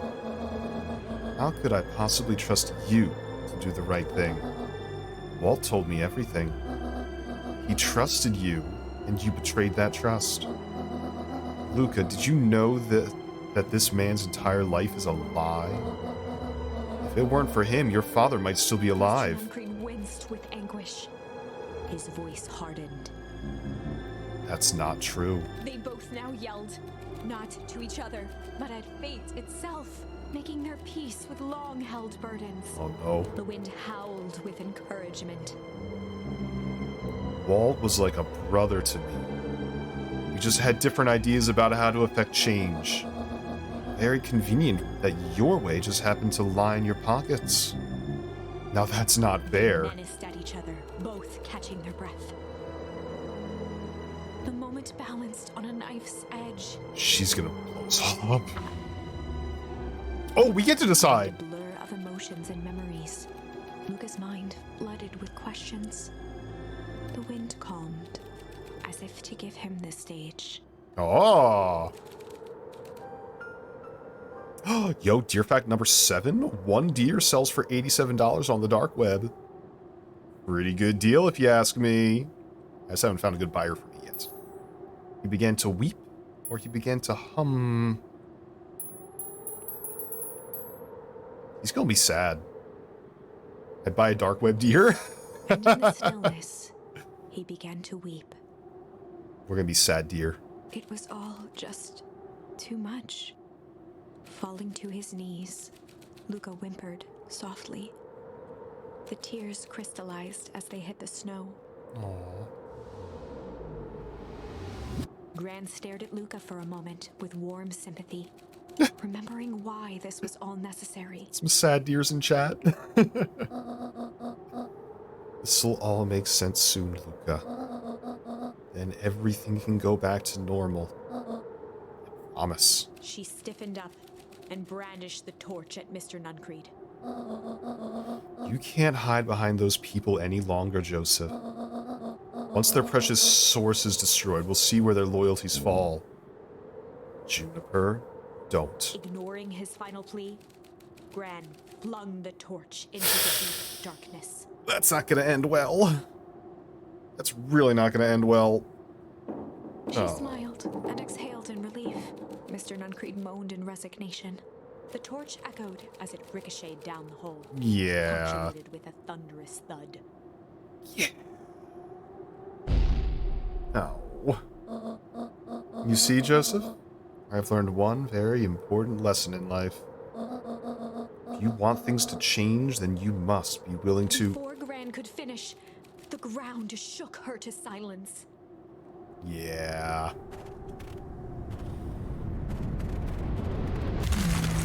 Oh. Oh, that was fast. Very effective. Great. Gran only had time to spin around and run to Luca.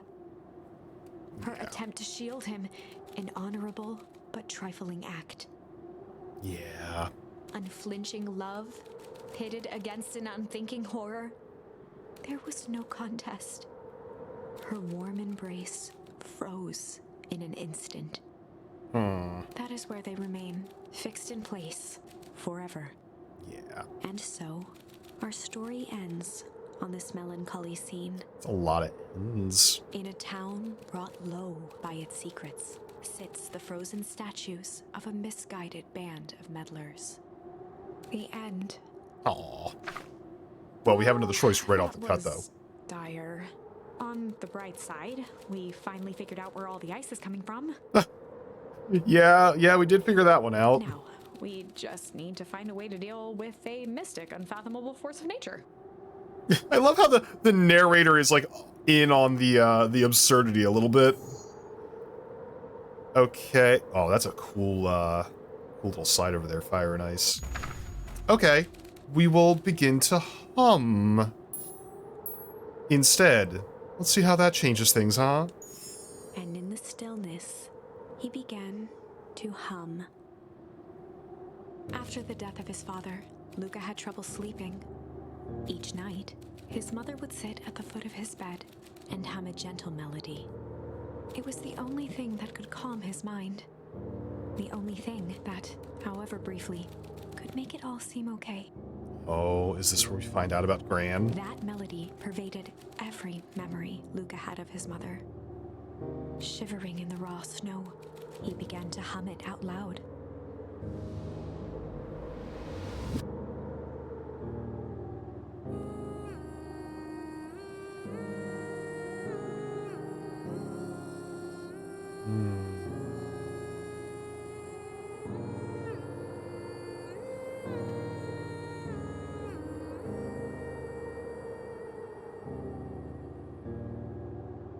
Gran lowered the torch, listening closely. As recognition slowly set in, her heart sank. Oh, Fefe, I think you were right. Those countless nights of consolation, the incomparable loss they shared together. She let the torch fall to the snow and sizzle out. A few steps toward Luca was all she could bear before dropping to the snow herself. Oh, it's her. Through a flood of tears, she began to hum along, Oh no. note for note. Oh my god, Fefe, you actually called it.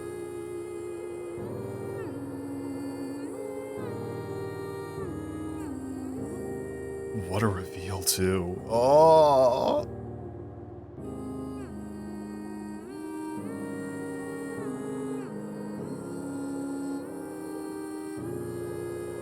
Ooh.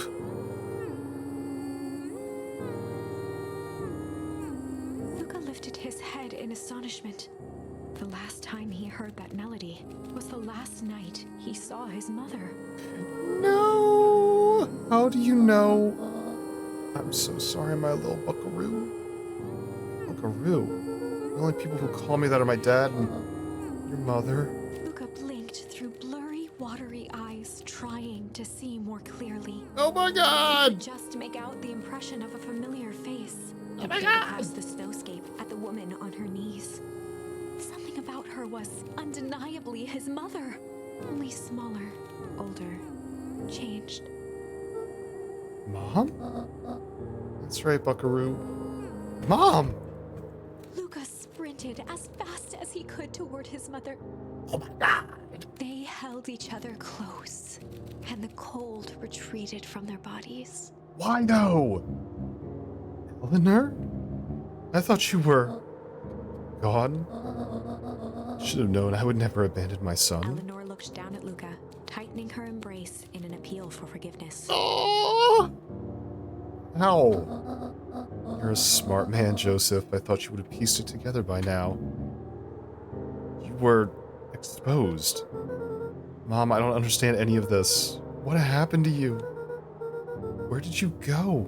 Why did you leave me? I never left you. I was always right here, Luca. Why did you lie to me?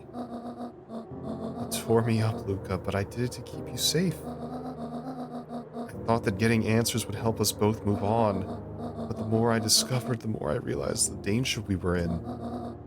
Until perennial harvest was stopped, it was better if everyone thought I was gone. You could have trusted me. These are bad people, Luca. They won't stop until they get what they want. And they don't care who gets hurt in the process. Then, what do we do? We have to stop them. Joseph slumped into the cold, wet snow. They can't be stopped. This is too big. I tried beating them at their own game. I'm done fighting fire with fire. For the first time in a long time, her voice felt like her own again. No more lies. I see now there's a better way to stop perennial harvest. The cold, hard truth. Luca gazed down at Nuncreed with pity. He looked small. Joseph stared into the snow, as if searching it for answers. Come on, everyone. We've got a party to crash. Okay, does she actually look different? Is she in disguise? Is she affected by the toxic goop? Is it just really convincing makeup that she keeps on at all times? Why is she Gran? You don't understand, he always wins. He said you were exposed. Chapter 9. Oh, so she did get squished with the goop. The devil you know. 7 months ago. 7 months? We're going backwards in time now? Eleanor Van Horn crept down the maze of sterile hallways under perennial harvest. Oh, we get to see how it happened. She stopped in front of the large steel door marked Deep Engineering. That hi-hat's back. No turning back now. She raised a trembling hand. The stolen keycard worked as promised, and the door bust open with mechanical efficiency. She was immediately hit with the smell of disinfectant. It was some sort of laboratory. Origin story. In one corner was a desk covered in papers. Across the room stood a tall metal pod with hoses protruding from its base. I think she couldn't tell him because he'd have to learn about the goo and stuff. She rushed to the desk That makes sense. and began shifting through the piles of papers. They were experiment reports on something called Tempus Liquamen. Tempus Liquamen? There were dozens of them. Every one stamped failed. Eleanor heard the sharp echo of footsteps approaching. She was out of time. Her eyes scanned the room, eventually landing on the strange pod. Strange pod. Muttering a curse under her breath, she dashed over and dove inside. Huh. So, is this 7 month? And that is what change is all about. Oh, we're back in the present time. Okay, cool. Cool. Grabbing the future by the scruff of the neck and making things happen. Change is a choice. And I'm tickled pink that we'll be making that choice together. How great is that? This man is a liar. Excuse me? I will not. This town has a dangerous secret, and perennial harvest only exists to keep it hidden. Nonsense. They picked up the whole damn town and moved it right under our noses. You aren't making any sense, dear. Mr. Kerr addressed the crowd with Get a it? 'Cause she's a sarcastic deer. tone. Imagine such a thing. It's absurd. Just plain impossible. They promised they could fix the foul harvest. They told us they would clean this place up. We just had to leave town for a few days.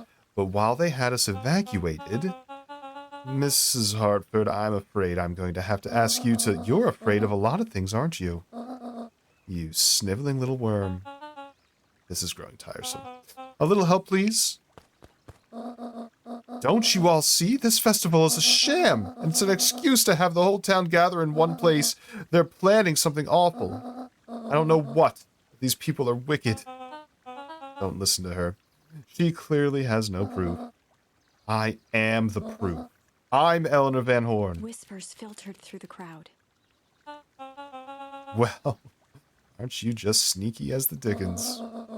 We all knew Valentine's fertilizer was too good to be true. And now the whole town's paying the price. Ladies and gentlemen, I'm so sorry about this disruption. My associates will take this obviously disturbed woman somewhere comfortable, so that she can get the help she needs. She's not the one who's disturbed. You two-timing clown.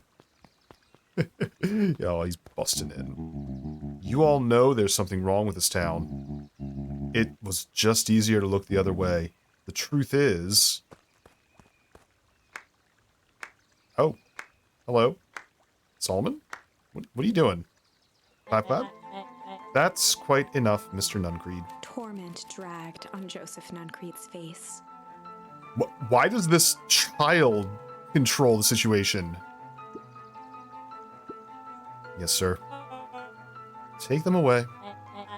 No, I want them to see this. Yo, is Solomon actually the leader of the corporation and he's been the main villain? Excuse me? The mayor's father? No, he's... Oh. Wait. If the goop could age up Eleanor, what if it could age down Sharper Valentine? Oh shit, is this Sharper Valentine right here? The ever-tempestuous Eleanor Van Horn. You've been quite the thorn in my side. Like a weed that's burrowed in where it doesn't belong. I must confess, you look dreadful. He paused for a moment, plucking a piece of fuzz from his sweater and discarding it to the ground. Consider yourself in rare company. You've managed to pull one over on me. It won't happen again. I knew you had some sort of plan to disrupt our little party, but alas, I expected something a bit more impressive than incoherent rambling. No matter. Your failures are yours to bear. Mr. Kerr? Yes, sir? It's a shame I was cut short, but I thank you for that rousing oratory. I'll take it from here. Yes, sir, of course. Oh, wait, he fucked with the sign? He did fuck with the sign, though. You have done quality work for me, William. You can look forward to the recompense we agreed upon. Kerr gave a bow of deference. Founder, you are most gracious. Gasps rippled through the crowd. It is him. Thankfully, we can dispense with the formalities from here on out. Solomon pulled a glass vial from his pocket. In one smooth motion, he downed its contents. Oh. A triumphant smile grew across Solomon's lips. You can all call me Sharper Valentine. I called it! I mean, I called it like 3 minutes before the reveal, but I still got it. His body and face began to contort and expand as he disappeared into a belching green mist. Well, that seems unpleasant. Oh! Oh! Oh! Oh! Oh! Oh! Oh! Oh! Oh! A hushed horror gripped the crowd. Drake called it too? Oh, there he is. Oh, he looks good. This is a story about change. It is a story about change. What? No. Oh no, he's hot! Ah, so you didn't see that coming. Good. Sharper examined his new hands. Well, this is quite the improvement. Everything looks so much smaller now. Perennial harvest is an anagram? It is? What's it an anagram for? Eleanor was right about one thing. This festival was a ruse. I wanted you all to witness my glorious return with your own eyes. Sharper Valentine? Yo, is it though? That's awesome. Why does everyone look so downtrodden? This is a celebration, people. Maybe it would help if we set the mood. Mr. Kerr, be a dear and reveal the sign. Sharper Valentine! It is me. Ha, wonderful. Sharper choked out a crude squawk of a laugh. Frustrated grumbles sprinkled through the crowd. He's back. Sharper, you malicious bastard. Malice! Crimes. I'm glad you're back so I can tell you to your face. You destroyed this town. We ain't gonna let you get away with it again. Sorry, this is not the time for audience participation. Some assistance, Mr. William Kerr. gave a subtle nod to the clipboards. You coward! Alright, bye. Does anyone else have something to contribute? Helpless quiet settled over the crowd. Deer's an anagram for yummy grass. So yummy. Is it? Hold on, let me check that real quick. Just Oh my god, he's right. I just went through the papers. It's absolutely right. I thought so. Did you all truly believe you could be free of me? A town of complete and utter fools. You people should be celebrating my return. You're clearly lost without me. That leads me nicely to my children. Daddy, I gave you both the greatest gift a parent can give, the opportunity to prove yourselves in my absence. Squandered. To say I am disappointed would be an understatement. I thought deer was an anagram for give me your strawberries? Well, yeah, also it works for that too. Absolutely can work for that too. But silence, Augustus, an adult is speaking. I don't know which is worse. A son who is completely hopeless, or a daughter with such potential who inevitably lets me down. Eris, you fail me with admirable consistency. Thankfully, I was counting on this time. Yo, deer fact number 67, the egg came before the chicken, but the deer came before the egg. We preceded the egg. Father, I have been wasting time, my dear. What have you accomplished? I was focused on cementing our legacy. Legacy? Who needs a legacy when you can just live forever? Look at these wieners. But what about... It's all right, kiddo. I'm afraid you suffer from a complete lack of imagination. There's just no helping it. Now then, where is Joseph? You didn't take the opportunity to slip off, did you? Oh, there he is. Everyone should give him a hand. None of this would have been possible without Joseph. I think you've said enough. Nonsense! The people deserve to know how helpful and loyal you've been. I only did what I did because he left me no choice. You always had a choice, Joseph. You were simply too weak to take it. No matter. Cheer up! You're about to be rich beyond your wildest dreams. You should follow Mr. Kerr's example. When I found him, he was a sorrier state than any of you. An aging actor desperate to recapture his youth. He played his part, and soon he'll be able to play a leading man again. Forever, in fact, if he remains loyal. That goes for all of you. Well, those who haven't already frittered away my goodwill. Beacon Pines is mine again. I'm willing to share its spoils in exchange for absolute loyalty. Are you saying William Kerr was never in charge of perennial harvest? You think that puffed up blatherskite would have accomplished all this? Oh, and I suppose it's time for your big exclusive. Sharper addressed the crowd with indignant pride. He'd planned this moment for so long that now, at the deed's fruition, it almost felt frivolous. I can't trust anyone anymore. You see, I needed a figurehead to hold things down while I orchestrated my return. Someone to misdirect, lie, and milk this town for a spell. So I invented William Kerr. Take your bow. You've earned it. Mr. Kerr flourished a preposterously elaborate bow. Okay, so it's not even your real name? Patrick C. Montesquieu, thespian extraordinaire at your service. Founder, I just want to thank you again for this opportunity. It was truly the role of a lifetime. Wait. So, this Bill Kerr was Pat C. all the time? Now your secret's out in the open. What's to stop this town from rising up against you? Oh, that's the delicious part. Fear. Oh, Pat C. Thanks to our clipboards, I know what each and every person in this town fears most.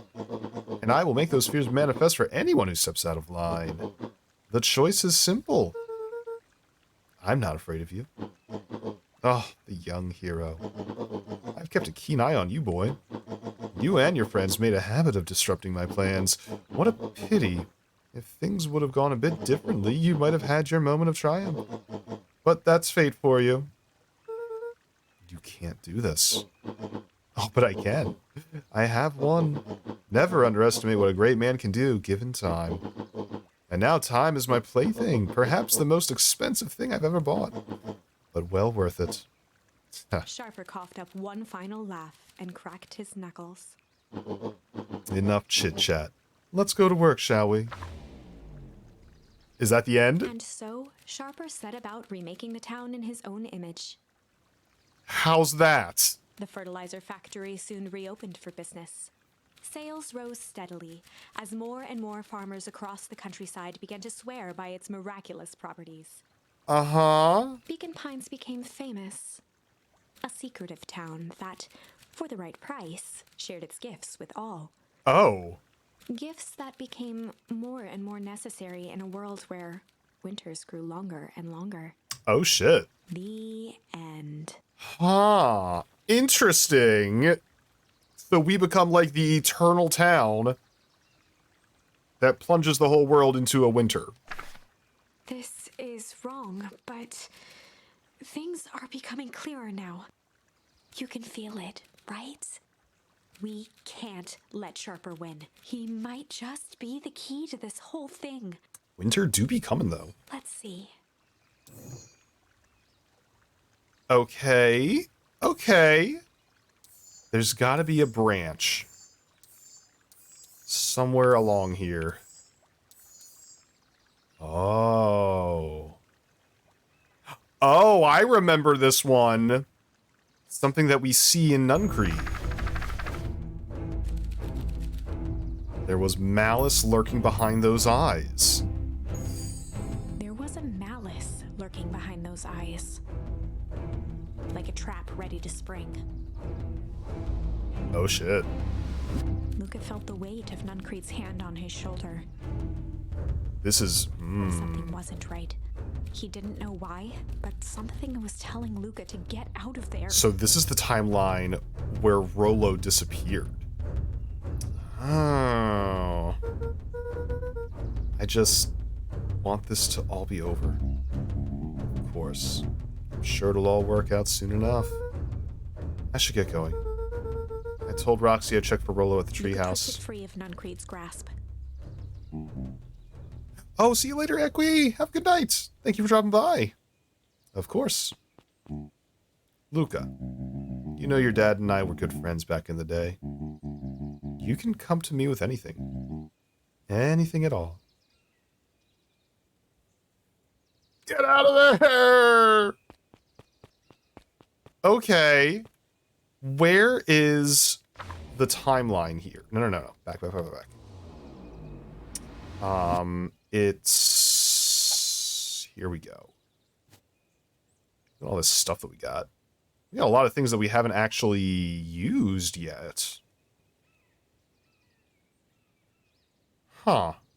I wonder if we end up using all of these for the story. But let's see.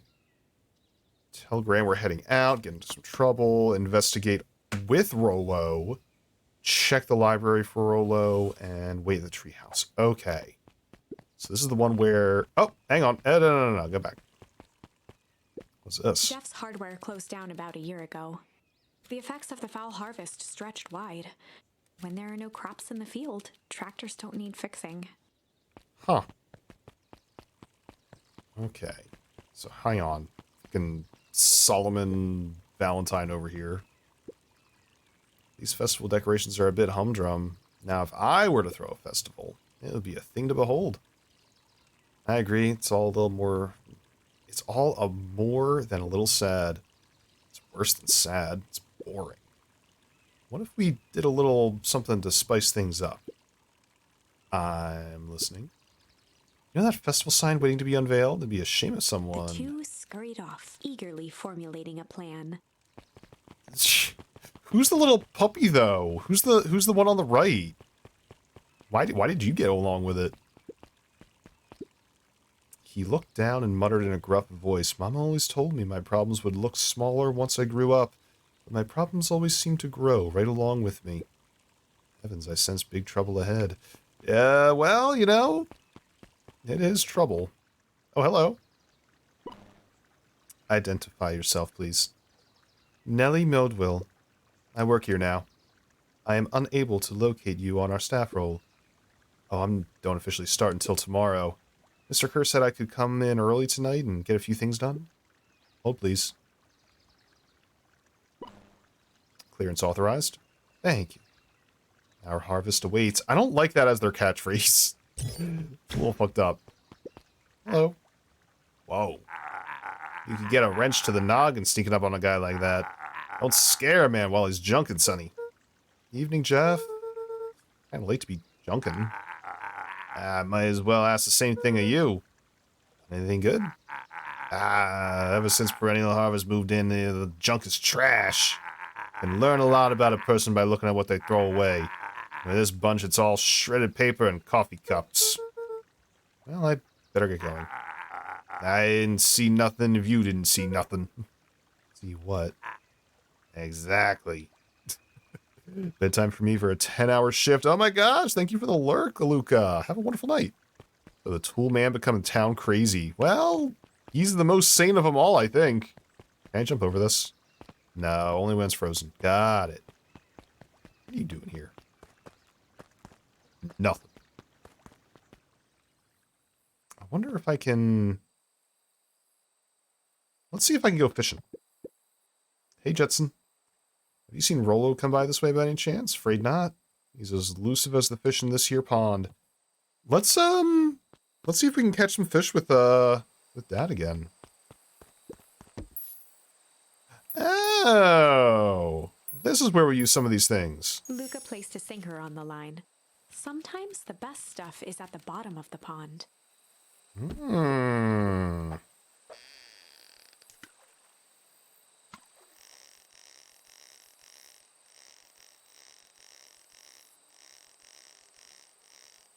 I'm not sure if this does anything, but I kind of just want to... Ooh, message in a bottle? Malice 80 proof whiskey. A hard liquor for a hard man. Let's leave that be. Takes a real piece of work to leave something like that lying around. Lore. We get lore! Wrapped a twig of thyme around the hook. Aw. Some fish have refined taste. A twig of thyme. Let's go.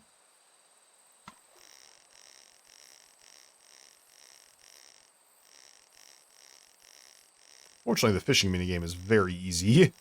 It's basically just reel it in. Ooh, fancy. Property of Sharper Valentine. Figures. He had his way. Property of Sharper Valentine would be written on everything in this town. Should we give it back to him? He may not even want it back. Man's got a contentious relationship with time. We'll keep it here, in case he ever wants to pick it up. Looks like we could use some new bait. What do you say we head out and find some more? Okay. Well, we're keeping on top of our fishing. Let's see if he's up here. Rolo? He aired a long holler into the woods. Rolo! Rolo, wherever you are. Hope you're okay. Luca felt his eyes getting heavy and plopped into the beanbag. Aw. There's something very satisfying about plopping into a beanbag. Embrace. I have a beanbag down in my basement. I occasionally indulge in just flopping down into a beanbag.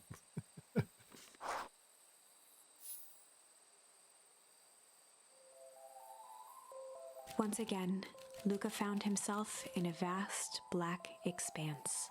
Oh. This time, he knew exactly where to go. He took a single confident step forward. The world flickered and pulsed. He found himself standing in front of the frigid air of a blazing campfire. Yeah, these segments are very Night in the Woods. The source. Hmm. He plopped down cross-legged and gazed into the cold flame, waiting. Soon enough, the fire began to die out, popping sporadically, until all that was left was a single ember. Luca stood up and dusted himself off. He plucked the glowing ember from the cold ash, examined it, and slid it into his pocket. Aw. A keepsake. The voice of his father spoke behind him. "You made me proud, Buckaroo." Luca turned to face him. "Dad, what is this place?" A warm grin grew across his father's face. "A place where everything that has been and everything that could be all wait together." Aw. Luca found himself staring at his father's face. trying as hard as he could to memorize every single detail. Wait? For what? Another voice spoke out as Luca's doppelganger stepped forward. That's up to you. Without knowing why, Luca began to weep. Is any of this real? Are you real? This is trippy. Luca's father bent down to smudge away a tear. Of course. I'm as real as the part of you that misses me. Aw. Luca turned to look at the older version of himself. And you? The doppelganger choked back tears. I'm as real as the part of you that's angry he's gone. Does that make sense? Through his tears, Luca laughed. I think so. This is a very introspective child. His father pulled him in for an embrace. Time to go, buckaroo. Boy, Luca has some startled from weird his dream dreams. by a banging on the floor. You in there? A commanding voice rumbled from below. Commanding voice. What? Just as Luca sprang to lock the entry hatch, the door knocked open. Oh. Chapter 5. Dangers big and small. Okay. Luca stumbled back. He heard the rope ladder creak under significant weight. Keeping his eyes fixed on the hatch, he inched backward to the balcony. As his hand grasped the door handle, Luca froze. Who the heck is it, A though? large figure clumsily wriggled up through the hole. It's... Okay. Do we think it's Rollo's dad? Or grown-up Rollo? Stop right there. Or I'll... Yeesh, I know it's dark and all, but I figured you'd recognize me. It's teenage Rollo? Grown-up Rollo? Who are you? The large figure cocked its head inquisitively. Stop now or I'll clobber you with a baseball bat. Whoa, whoa, take it easy. Luca, you need to get your eyes checked. It's me, Rollo. Nice try, but I know you're not Rollo. You're like one of his random uncles or something. Where is he? Okay, yeah, I know, like, nice glow up on Rollo, by the way. He, be careful who you make fun of in middle school. Okay, so, question. Why did Rollo turn into, like, a filled out, you know, adult, and what's-his-face, the bully, just turned into, like, a mutated mess? He's got that aging goo. He's anti-aging goo. They got all kinds of goo. They got mutilation goo in there, too, apparently. Uncle. Luca, quit messing around. It's me. I love rejected goo. Oh, the rejected goo. How could I forget about the rejected goo? If it really is you, prove it. Flaming chicken coop, Luca. Luca's jaw dropped. He peered more closely at the man standing in front of him. Something about him was undeniably Rollo. Was Rollo an adult too? I mean, he is now. Only bigger, older, Brolo? I love it. changed. How? What happened to you? Oh my god, do we get to see grown-up Luca? I want to see grown-up Luca. When I was running away, I ran into more people in those yellow suits. They grabbed me and dragged me away. What? Where'd they take you? Dunno. They threw a bag over my head. It's cold and smelled like a swimming pool. I think it was an underground lab or something. They made my hands all big. Look. Rollo proudly presented his hands to Luca. Pretty sweet, right? I mean, it wouldn't be my first pick for a superpower, but beggars can't be choosers. Rollo, it wasn't just your hands. My feet, too? Dang, Pa just made me new shoes. Wait, Luca, why are you so small? Luca moved to the side and pointed Rollo to his reflection in the balcony window. What the? His hands shot up to his face. Holy Toledo.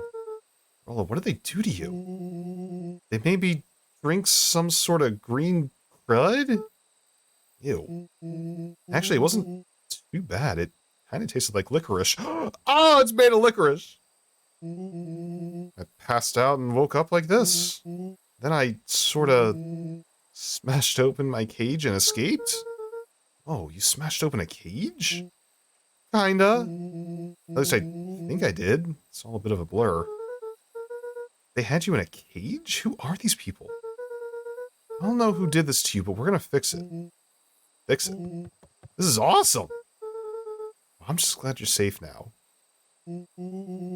Luca, you don't need to worry about me. Sure, I got snatched, but look at it this way.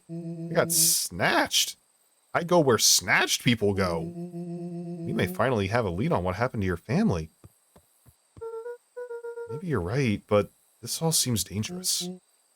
Danger? Yeah. Rollo shadowboxed a few jabs.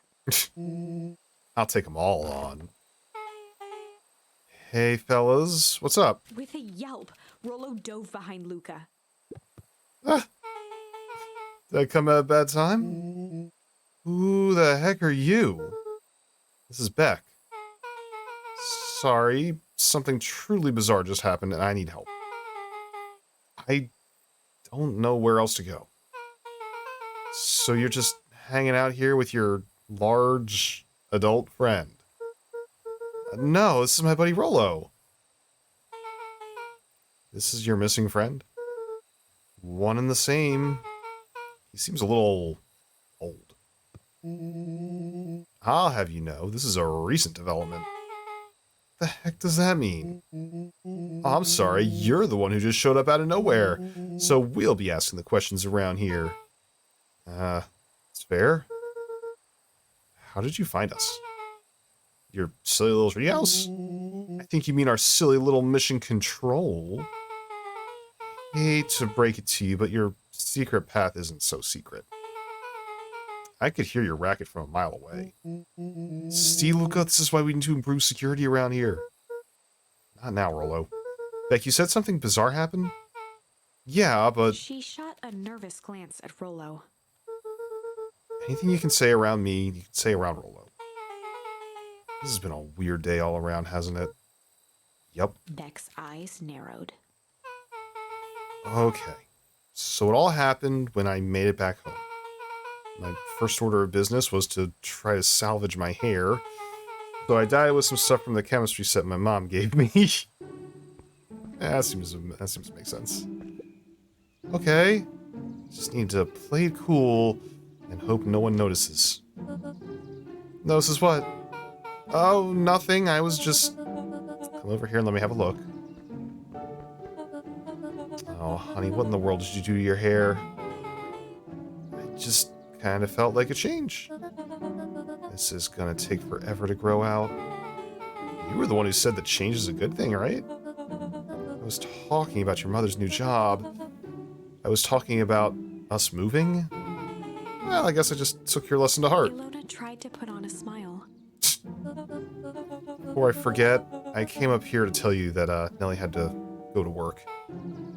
Tonight? Her and Mr. Kerr decided it'd be good for her to get some things done before tomorrow. Kerr guy seems like a grade A creep. Beck. He is. This weird cult of personality. You're not going to ruin this job for Nellie. It means too much to her. Well, I know exactly how much it means to her. It means enough to let her exile her daughter to this podunk town. This place sucks. People are weird. You just don't know them yet. It's always cold. You're in the mountains. You'll get used to it. You can't even pick up a single decent station on the radio. It's all banjo music and farm reports. You know, I grew up in a town that's not that different from this one. Is that why you're better at talking to plants than people? Okay. So here's what we're gonna do. First of all, you're grounded. What? In the morning, I'll have Nellie come and see what we can do about fixing your hair. You need to look presentable for the festival. But not another peep. She sighed, and after a moment, looked nodded back sympathetically. I know moving is hard, honey. That doesn't mean you have to make yourself miserable all the time. Other people seem to have that covered for me. Oh, and if you decide to rebel by dyeing your hair more, She flashed a sly grin and tousled Beck's hair. I'll just shave it off for you. Bald? Think of how rebellious you'll look then. Very funny. Thank you. Good night, sweetie. Night, Mom. Wait. First of all, this town does not suck. Second, you needed help because you got grounded? No. Sorry I got you in trouble. It's my fault your hair got screwed up in the first place. Don't worry about it. I actually kind of like this look. Great. Thank you for the cheese. So can we get back to the story now? The next part is the important bit. I have this radio I upgraded with my mom, and I was too angry to sleep. So I tried to dial in something worth listening to.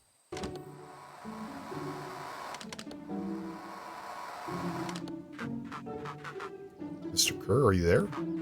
Mr. Kerr. Yes, I'm busy. What is it? Apologies, I have the founder on the line. Patch him through immediately.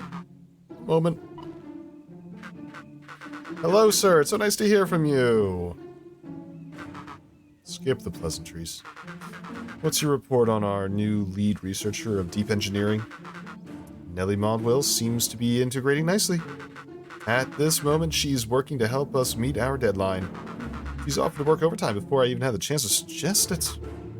Excellent. And you have faith she's capable of finishing the work? Oh, thank you for the boob. Is that Darius? Well, come on in, Darius. Finishing the work left by her predecessor. Her work must be complete before the festival. I assure you, she stays day and night until it's accomplished. Good. You know how I feel about loose ends. All these bleeds going in here. Darius, how you doing tonight? Welcome, welcome. Yes, sir. Once she's finished the work, we need to make a determination regarding her long-term prospects in the company. Immediately, sir?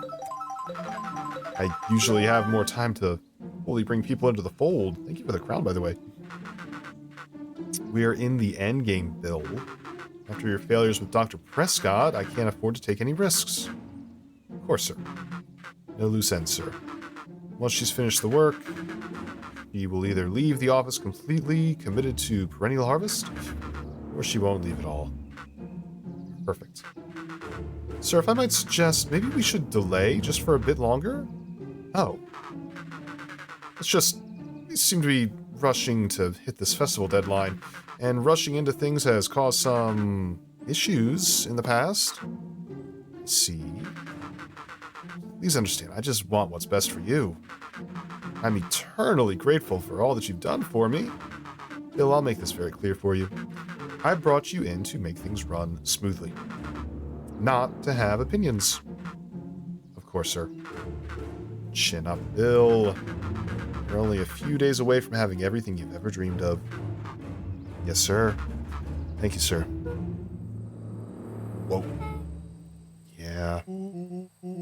Just so we're clear, when they said loose ends, they were talking about murder, right? Like actually killing someone? Capital murder? Luca gave Rollo a quick elbow to the ribs. Who's this founder? I was hoping you guys would know. Nah, as far as we know, Kerr is the top banana at Perennial Harvest. He sounded scared of this founder guy. So we have an even topper banana on the field. What the hell is my mom caught up in? Enjoying the game? I'm enjoying the hell out of this game, Darius. It's so good! The mysteries are unfolding! I'm not sure how much more, like, mystery there is, like, left at this point. Has she talked much about the job? Not really. She said she was gonna come in and continue the work of someone she respected. Luca, do you think that body at the warehouse was the person Beck's mom came to replace? That would make sense. Beck, it seems like Nellie's predecessor got, Loose-ended. I'm getting that impression. Okay, so we need to get your mom out of there before this festival happens. It's 2 days away. Won't you just come home after work?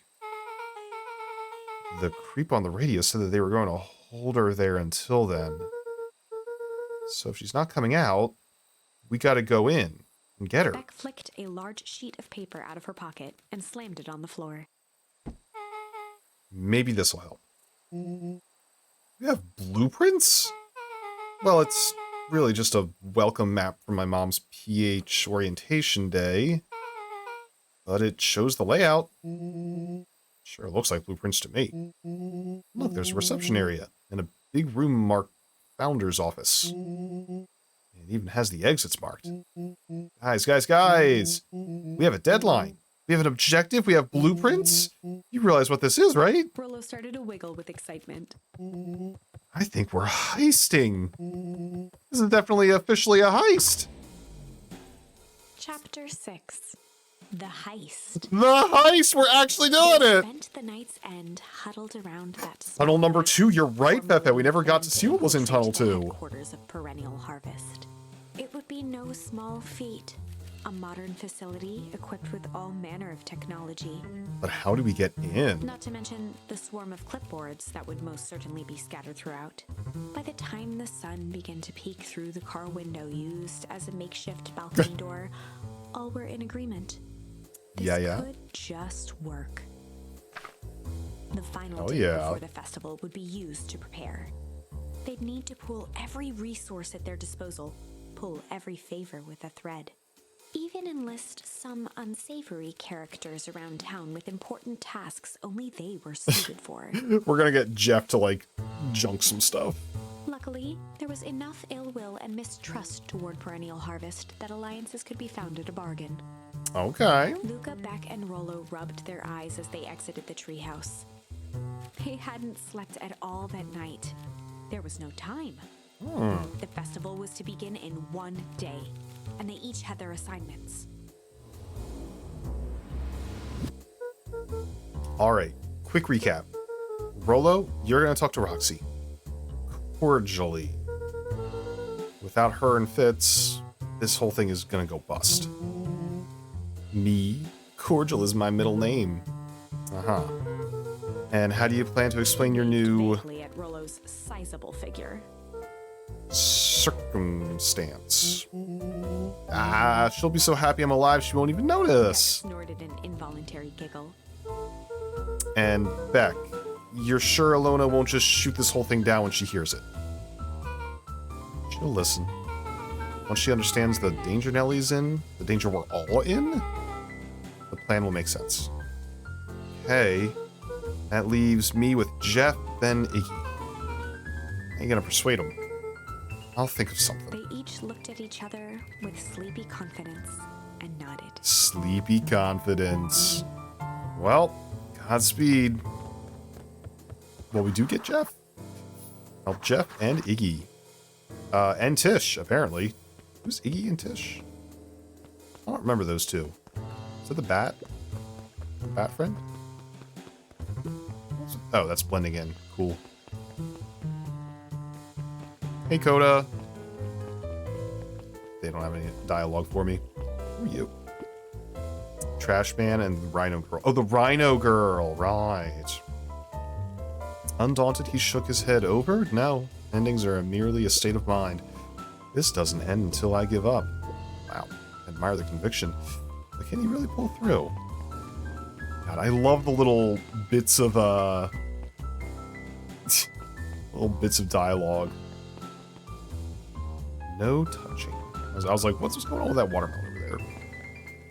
So where are we going to find Jeff and Iggy? Oh, here's Jeff. Hey, Jeff. What can I do you for? Well, I know how much you hate Perennial Harvest. Hate's a strong word. Oh, sorry, I mean, I didn't say it was the wrong word. Gotcha. So, we're gonna break into their headquarters, and I thought you might be able to help? Jeff wheezed out a long snicker. See, I knew you kids were alright. Great. So you'll help? The joy in Jeff's face drained instantly. Not a chance. What? Give me one good reason why I should risk my hide aiding and abetting you rascals. Looking into the sullen eyes of his would-be accomplice, Luca blurted out the first word that came to mind. Oh, here we go. Oh, we got all the options. Hide, junk, shit, or fight. I always like to go left to right because that exhausts dead ends before we get to the final one, which is usually the path forward.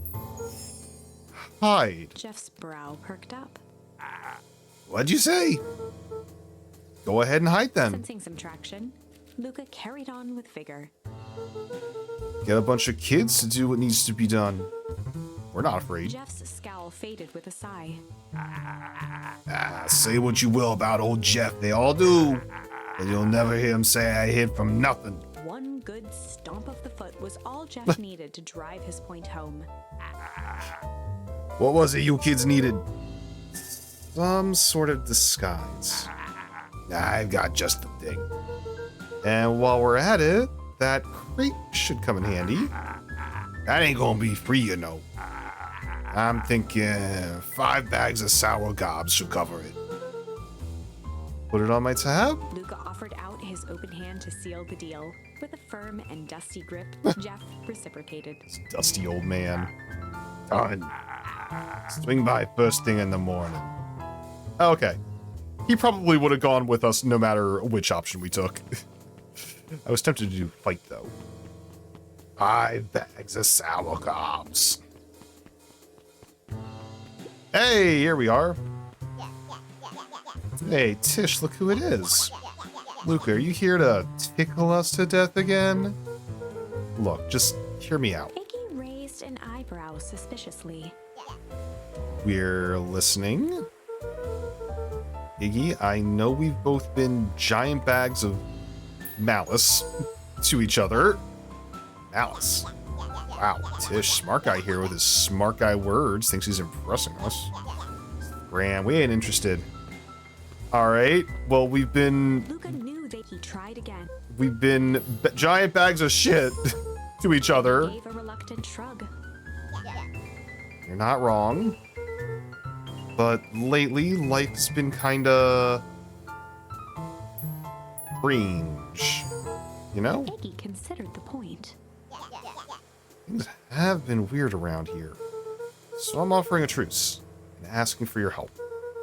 What do you say we break our hostilities? At least for now. We do like breaking things. Even if a truce means less breaking things.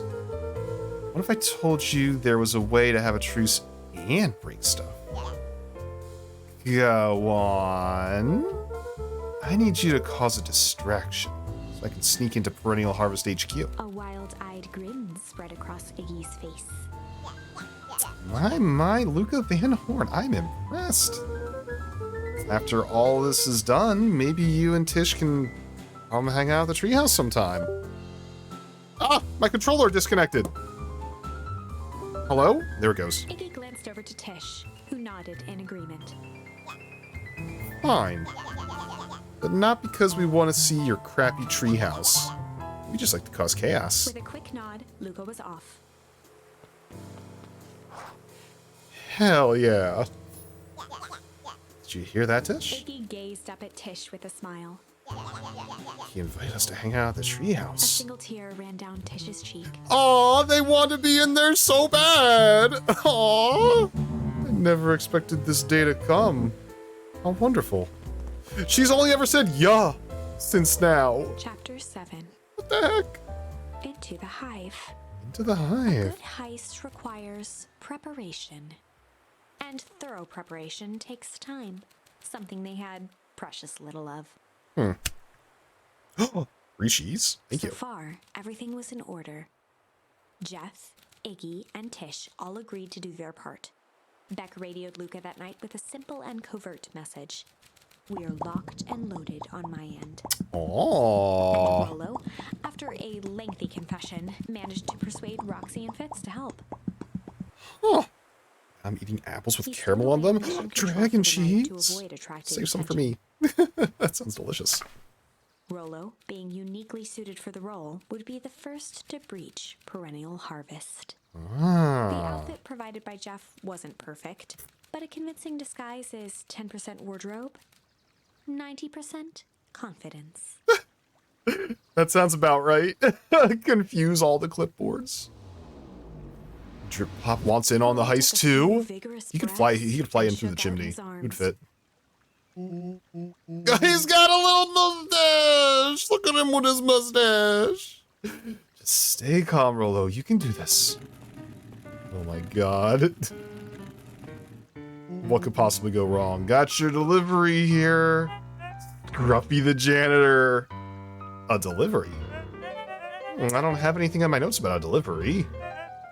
I'm gonna give Drip Pop some caramel apples. Amazing. Moment.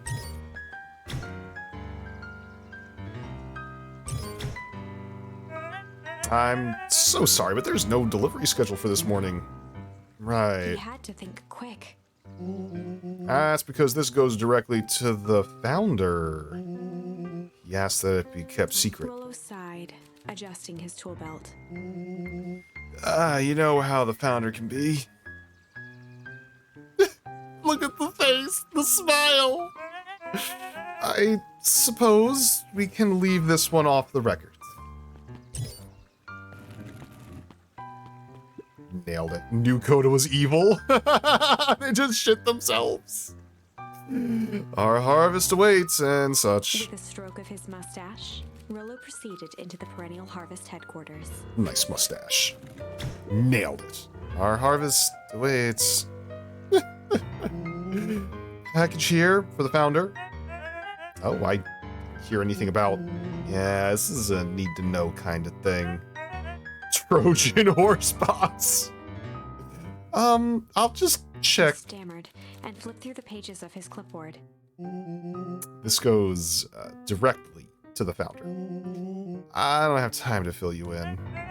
Oh, I see. If you could just complete this Rollo form. interrupted with urgency in his voice. Every time with the forms. Look, if you want to explain to the founder why I'm late, then well, it's your funeral. I'm sorry. What did you say your name was again? When did Coda get in this game? He's apparently got a starring role. Rollo panicked. Our harvest waits. Sir? That's a restricted area. Hey, excuse me, sir. Our harvest awaits. Ready to light this candle, Tish? Yo. Stuck on this perennial ham fist. Ham fist? Oh. What was that? Distraction was enough for Rollo to regain his confidence. Just open the damn door. I got a job to do. Fumbled around in a frenzy.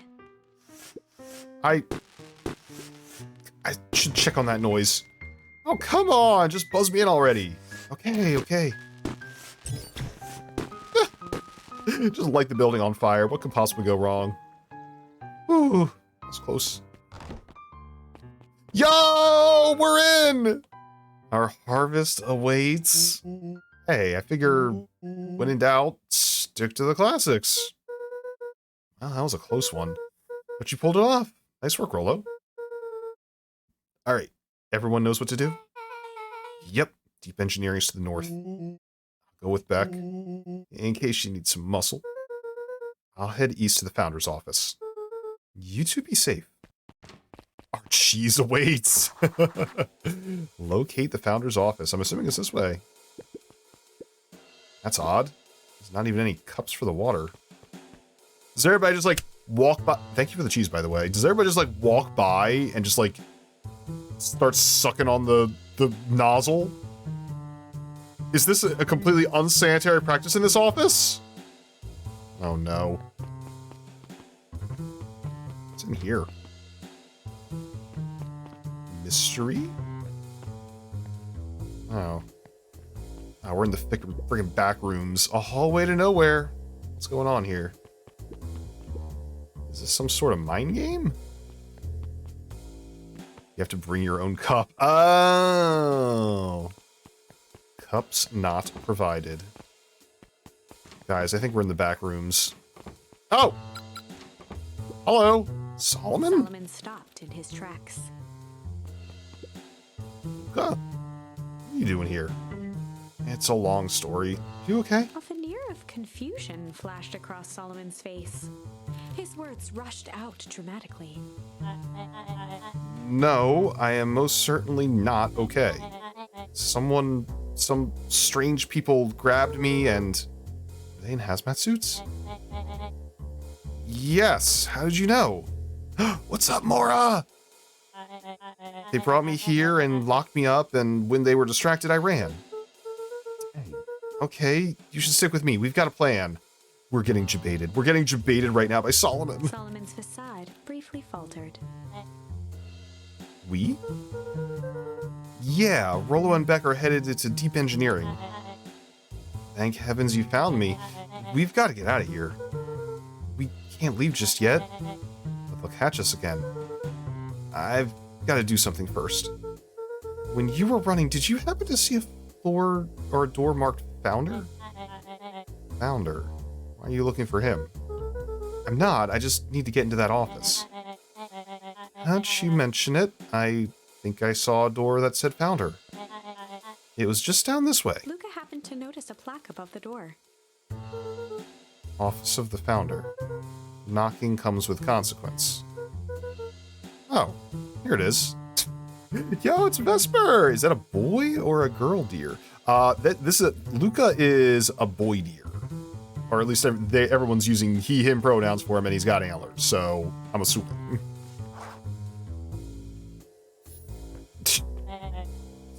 So it is. That's pretty lucky I ran into you, otherwise I might have missed it. Truly fortunate. This exchange is so much fun that now that we know that he's like the bad guy. I was like, is that your boyfriend in the game? Absolutely not. This is the main villain in the game, we found out. He's been aged down. Luca tried the handle. Locked. Solomon leaned forward to examine the mechanism. Regrettably, it seems to be some kind of electric lock. I don't see how we could possibly defeat a lock like that. Smiled and looked at his watch. Just wait a minute. Oh? Wait. What are you doing? Oh! We're fucking with the electric! I don't know what kind of funny business you're up to, but I like it. She mind a quick hat tip. Mom's coming in clutch. Just break the building. Howdy. Good afternoon. The light on the keypad changed from red to green. Oh, imagine that. How did you do that? It's good to have friends. Quick, let's get inside before somebody spots us. He's so busted. Oh, he's trying so hard. Luca switched on his walkie-talkie. Why is he throwing darts at his son? That's messed up. Rollo, I'm in. As expected, there's a control panel. Great timing. We're stuck at a locked door marked 24601. Need you to get us through. What if someone catches us? We should get out of here. They make a cute couple. It is kind of a cute couple, but unfortunately, the dog here is like an older man. 24601 is the prisoner number in Les Mis? That Les Mis? I'm not leaving my friend Solomon. On the computer screen, a green musical. cursor blinked. Is it anything like Les Mis? Or is that how it's spelled and I've just been misspelling it all these years? Surely you don't have a way to get around the password. Luca pecked out his best guess. Underground secrets. Yeah. The screen blinked The to worst life. password. Columns of green numbers glowed on a black background. I'm tired, I don't speak French. Okay, so we are talking about Les Mis. How did you just guess that? Oh, it's an absurd password Rollo heard while he was down here before. It's funny how someone arrogant enough to call themselves the founder uses such a basic password. Or they were thinking several moves ahead, not expecting anyone to guess something so simple. These villain types always end up outsmarting themselves. Solomon's jaw clenched into a half smile. I love it. We're like insulting him to his face. Your powers of deduction are as impressive as your luck. Luca quickly scanned the columns for number 24601. Rolo, I think this should do it. Go bango, doors open. Luca, you never fail to impress. Be surprised if Drip didn't know what Les Mis was? Wait, you'd be so surprised if Drip didn't know what Les Mis was. I know what Les Mis is, but I've never seen it. I've never seen it. We have a friend whose mom is in trouble. We're here to help her get out. I see. Aw, Luca, we're close. The next door is marked 13806. Once again, Do not Luca watch the scrutinized movie? the numbers on the screen. Noted. In that moment of distraction, Solomon reached forward and pressed a large red button. Oh. Maybe this one opens the lock. Did that on purpose. Crap, we've got company. Luca, must go faster. 1 sec. I can't think with all this noise. Skimmed the screen with his finger. Here it is, 13806. Go, go, go. Curse these fumbling hands. My apologies, Luca. Don't beat yourself up. I know you were just trying to help. It's not trying to help. It's absolutely not trying to help. The boards. Oh man, the water cups. Oh, oh, we found that before. Rolo, you okay? Rolo, come in. Mr. Kerr approached with a sneer and spoke into his walkie-talkie. You can turn off the alarms. They're trapped. With self-satisfaction, he called into the hallway. That, my dears, is a dead end. Nowhere to run. Rolo, where are you? You okay? Yeah, I think we lost him. Making our way back to Nellie's office. Okay, you two rabble rousers are coming with us. Nope. Oh! Make a break for it! Kick him in the crotch and run! Oh. Did that little shit just kick me? Don't just stand there after them. Okay, I think it worked. Roxy and Fitz have him on a wild goose chase. I'm having trouble following what just happened.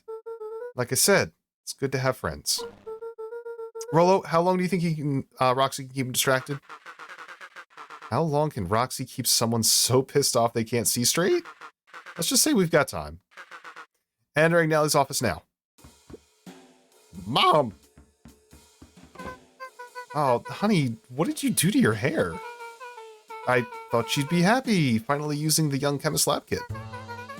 Searching for games that have Deer as a main character, and I got to show you this. There's this new game with a Deer character in it that just came out recently. It looks really cool. It's called, like, White or something like that. I don't know. I gotta look it up. It looks real artsy. You sure have a knack for making me incredibly proud in the most frustrating ways. We need to get you out of here. We? Who's your adult friend? Blanc, that's the one. I knew it was like a word for white. Oh, I'm not an adult. Ever heard of a growth spurt? I had more of a growth spew. No, that's not possible. Nellie leaned over to examine his teeth. Substantial banding on the enamel of the molars consistent with a tempest liquidomy exposure. Is that what you call the gunk they forced me to drink? Yeah, the one with the albino deer. Yeah, that's the one. You drank it? Oh no. They told me it was only being tested on plants. Oh, Beck, sweetie, I promise I didn't know. Mom, what the hell is going on at this place? I was brought here to work on the discovery of a lifetime. A novel chemical compound was discovered under Beacon Pines in a wellspring they call the source. Oh, that's what the source is. I was trying to figure out, like, what does aging serum have to do with weird exploding ice beam? I get it now. They called it Tempest Liquidime. Or Liquimine. It pulls energy from its surroundings in order to fundamentally alter matter's relationship to time. Need to put in the deer discard. Thank you. It was the secret to Valentine's fertilizer. They harvested the source, infusing small amounts of Tempest Liquimine into the product. I'm never gonna be able to say that word. It worked wonders, drastically accelerating plant growth. Crops would be ready to harvest in a fraction of the time, but it led to complications. The foul harvest. Perennial harvest came in to clean up the mess, to succeed where Valentine failed, but Tempest Liquimine is rebellious. Rebellious. You can think of it as a manifestation of change itself. It's volatile by its very nature. So the more you try to force it to do a specific thing, the more it resists. Yes, I can relate to that. My role was to finish the work of my predecessor, Dr. Prescott, harnessing Tempest Liquimine to reliably manipulate an organism's age. Just imagine how many people we could feed. Gumbaro! What's up, my dude? Welcome on in! Hello. Thank you for the raid. Let me give you a little shout out real quick. Hey, Drip Hop, can you pop in here real quick? There he is. Playing some Enter the Gungeon? Oh, classic. I love Enter the Gungeon. Cyber, thank you so much for the follow. And welcome on in, Raiders. You could even feed all the Raiders? You could even feed all the Raiders. Can you imagine? Well, welcome on in, everybody. Thank you for the cheese. You know what? This is going to feed me. Delicious. Welcome in, everybody. If you're new here, hello, I am Drip the Deer. We play a variety of games on this channel, everything from modern classics to indie gems like, Beacon Pines. This is the first time I ever played this game, and it's getting good. Oh, it's getting so good. Raiders of the Lost Cheese? Oh, you know it. Feed them a raider instead? That's lasts a good while? We would never. We love our raiders here. Welcome on in, everybody. Go ahead and get cozy. We're going to be going for a little while longer, I think. I'm not sure how much longer is left in this game, but we are uncovering all these juicy secrets. So thank you again, Gumbaro, for the raid. Just imagine how many people we could feed. Mr. Kerr was very insistent that we achieve a successful result before today's harvest festival. But you didn't, right? Nellie sighed. You know how much I love a good puzzle. I poured myself into the problem. It wasn't long until I discovered oddities in Dr. Prescott's notes. Oddities. They contained obvious errors, mistakes that someone of his reputation would never make. So I fixed them, and now I get to replace my entire wardrobe. Yo! Prescott was sabotaging the project all along? I really am truly sorry. Meh, those clothes were all hand-me-downs anyway. Sounds like Dr. Prescott figured it out, got cold feet, and intentionally sabotaged his own work. I had considered that possibility. I've sent a letter asking him to clarify his thinking. Mom, Dr. Prescott is dead. Kerr had him killed. What? I overheard them talking about it on the radio. It's why we gotta get you out of here. I just... like, now. Wait, the vial. I finally solved the chemical equation allowing direct control of aging. Mr. Kerr picked it up just before you came. All the more reason we gotta hightail it. Luca, we've got Dr. Modewell heading your way now. Roger that, be careful. Devil the Wolf? What's up? Welcome on in.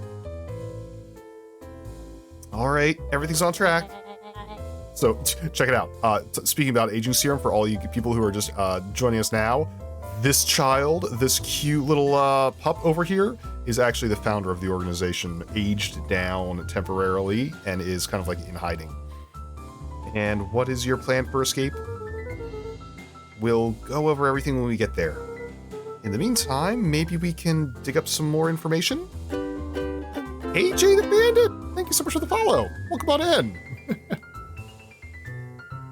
Enjoy those little follower emotes too, by the way. What else do we examine in here? Oh, Malice 80 proof whiskey. Hard drink for a hard man. Wow, even his alcohol is arrogant. Solomon muttered inaudibly. We're throwing so much shade at him while he's in the room. I love this scene.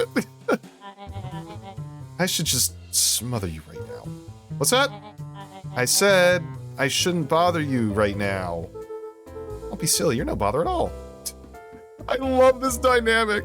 So for those of you who are popping in now, the function of this story, like the way it works, is we have like these branching narrative paths, and we like explore different timelines as the story kind of emerges. And in one of the other timelines, we already learned that this puppy here is actually Sharper Valentine, the mastermind behind the whole thing. So this entire scene is like intentionally like digging on him. It's great. Trip, you're cute. How you been? Oh my gosh, Salawong! What's up? Welcome on in. You like this? It's so good. It's on I believe it's on Game Pass right now too. Let's see what else this bad boy has on it. Security system. Time card logs, payroll. You know, for being so evil, this guy sure is boring. Solomon once again muttered under his breath. Just you wait. Huh? Ah, nothing. Luca tugged on each of the cabinets. I'm gonna spend the entire time just digging on Solomon here. I guess it's supposed to be the good stuff. They're all locked. Perhaps he's not as careless as you suspected. I'm just gonna paint everything with dramatic irony. Check out his desk. It looks like the founder was helping Kerr plan the festival. How would such a secretive leader be obsessed with a party? Only time will tell. Luca held his hand up to the ashtray. Still warm. Must have been in here recently. Look at this child smoking cigars and drinking whiskey. Is there anything else in here that I can use to, like, insult him? No? We're good? Okay, let's talk with him. I'm really sorry I got you dragged into this mess, Solomon. You don't need to worry about me. Well, I feel bad either way. We're gonna get you out of this, I With a promise. subtle, quivering lip, a smile crawled across Solomon's face. They heard the trampling of frantic footsteps from the hallway. Oh no, busted? Oh, lock it, lock it, lock it! Locked. All back together. That was close. When we left Nellie's office, it was swarming with clipboards. We barely got away. Did they follow you? Rollo. Before we start tossing blame around, is it possible someone ordered a pizza? Yeah, you really need to see what's in the Discord under the Only Deers. I can't wait to check it out after stream. Also, Mystical Orb. Mystical Orb knows all the different timelines and knows how all of these stories are going to end, but I don't know how the story's going to end. Mystical Orb, what's up with the source and how are they going to get rid of it? Mystical Orb has declined to answer that question. We'd love to hear your thoughts. Definitely not pizza. What now? Don't look at me. I'm officially retiring from the heisting business. We're so sorry for the inconvenience. We just have a few quick questions. Just let me think. Can someone watch the door? Of course. Oh no. Don't let Solomon do it. Everyone else huddle up. Pondering Orb don't want to spoil the experience? Oh yeah, there we go. Ponder Orb knows when to make things interesting. I think this little caper has gone on long enough. Solomon, no. Hush now, child. The adults are speaking. Mr. Modeville, a brief reintroduction is in order. We've never met in person, but we have corresponded. You see, it was I who hired you.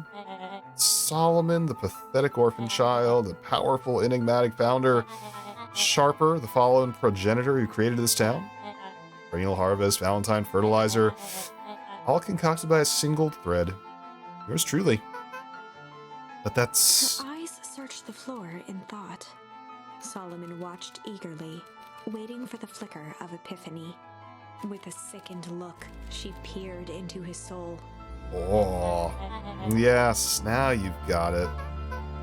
Tempest Liquimina, you discovered how to reverse the process. Solomon clapped with genuine delight. Unfortunately, I made myself into a toddler. Very good, Mrs. Modeville.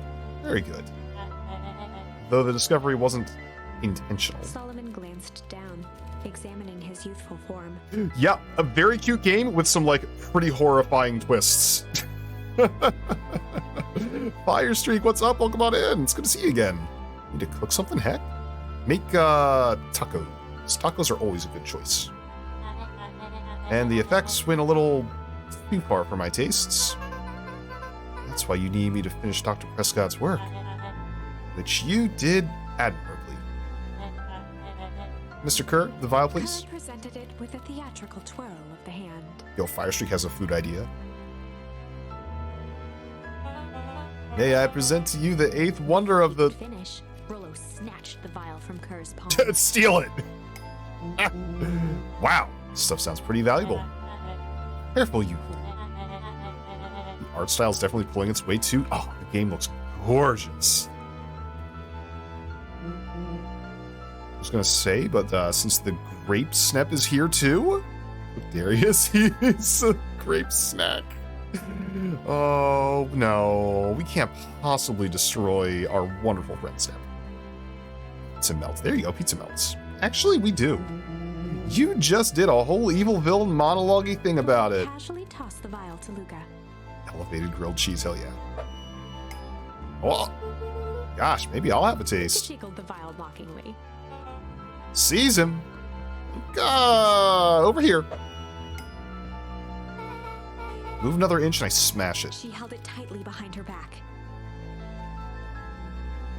Gonna do a little swap? Sighed, speaking in crisp, measured syllables. You have no plan. I'll smash it, I swear. I'll cheese it. Fine. Risk killing us all. Or, if you're lucky, nothing happens. Then what? Capture you, grant you much less leniency. He pursed his lips with feigned sincerity.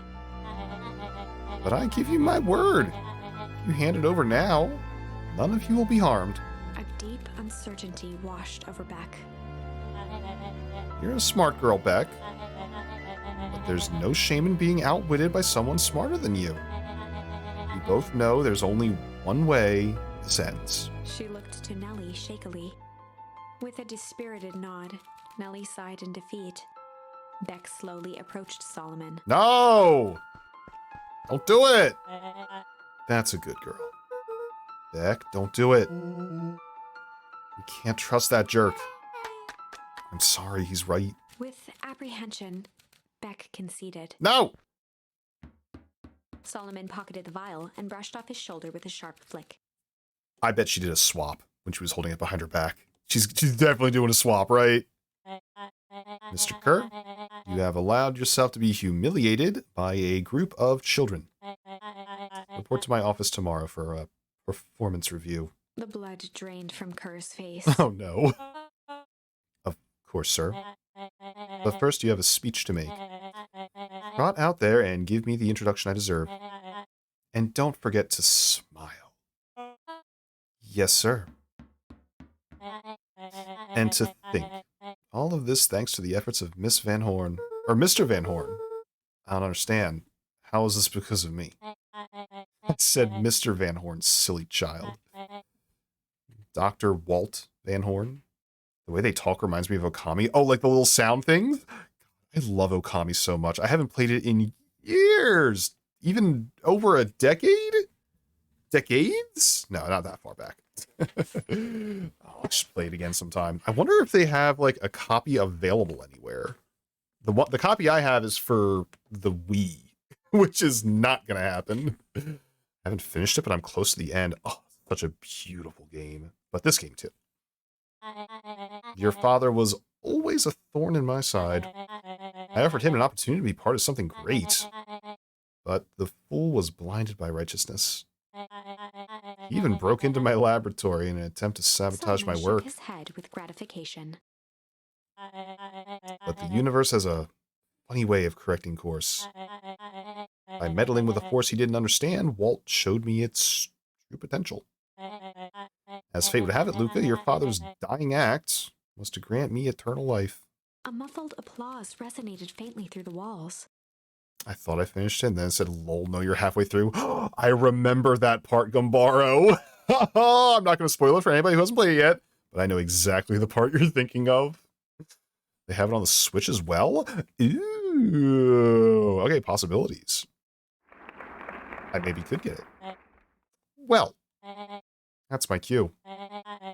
After the festivities and my subsequent ascension, I will return to deal with you all. Till then, I suggest you use this time to reflect on the magnitude of your failure. Oh my god, Drip, guess what? Commission? Heck? Commission heck? Wait, what did you commission? You three keep post outside the door.